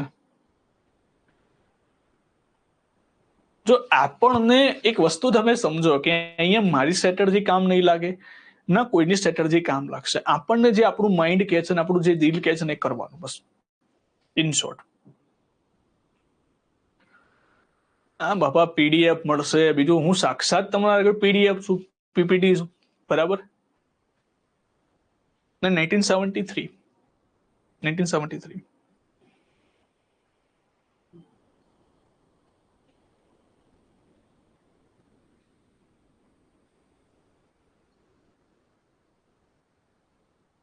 હા, પીએસઆઈ શું હમણાં તમે જોયું ને, યુપીએસસી ના આન્સર આપી દે તો તમે જો પીએસઆઈ માં ફરો છો યાર, તો પછી હવે એક કામ કરો, હવે હું ક્લાસ 3 ના પ્રશ્નો લાવું, એટલે તમને થાય કે ના હવે પીએસઆઈ થઈ ગયા છે. હું તમને ઉપર લેવલ લઈ જવા માંગુ, તમે જો પીએસઆઈ માં પડી રહ્યા છો, યુપીએસસી ના ક્વેશ્ચન સોલ્વ કરી નાખે. વિચાર તો કરો હવે તમે. હવે એનથી વધારે તો હું શું કરાવું હવે કહો, બરાબર. એટલું ઇનફ છે, એટલું ઇનફ, બધું ઇનફ છે, બધું ઇનફ છે. ઓકે, ચલો, થેન્ક યુ સો મચ. તો પછી અહીંયા સુધી રાખીએ છીએ આપણે, અને ઓકે, તો હવે મેં તમને જે હોમવર્ક કીધું છે એ ડેલી બેઝિસ ઉપર કરવાનું છે. ભૂલ નથી કરવાની, રેગ્યુલર વાંચતું રહેવાનું છે, રેગ્યુલર લેક્ચરમાં આવતું રહેવાનું છે. ફરી આપણે આવતીકાલે આપણે મળીશું, આવી જ રીતે આપણે ભણતા રહીશું નેક્સ્ટ ટોપિકની અંદર. ત્યાં સુધી આગળનું કમ્પ્લીટલી રિવિઝન કરીને આવવાનું છે. ક્યાંથી જોવા પેપર તો તમારે યાદ રાખવાનું, મારું ગુજરાત તો ટેલિગ્રામ પર ઘણી બધી ચેનલ છે, એની અંદર તમે જોઈ શકો છો, હે ને? ચલો, થેન્ક યુ સો મચ. ફરીથી એકવાર યાદ કરાવું છું, મેક્સિમમ રિવિઝન અને પૂછાયેલા ક્વેશ્ચન્સ બને એટલા સુધી તમારે જોઈ લેવા. Done. Thank you so much. જય હિન્દ, જય ભારત.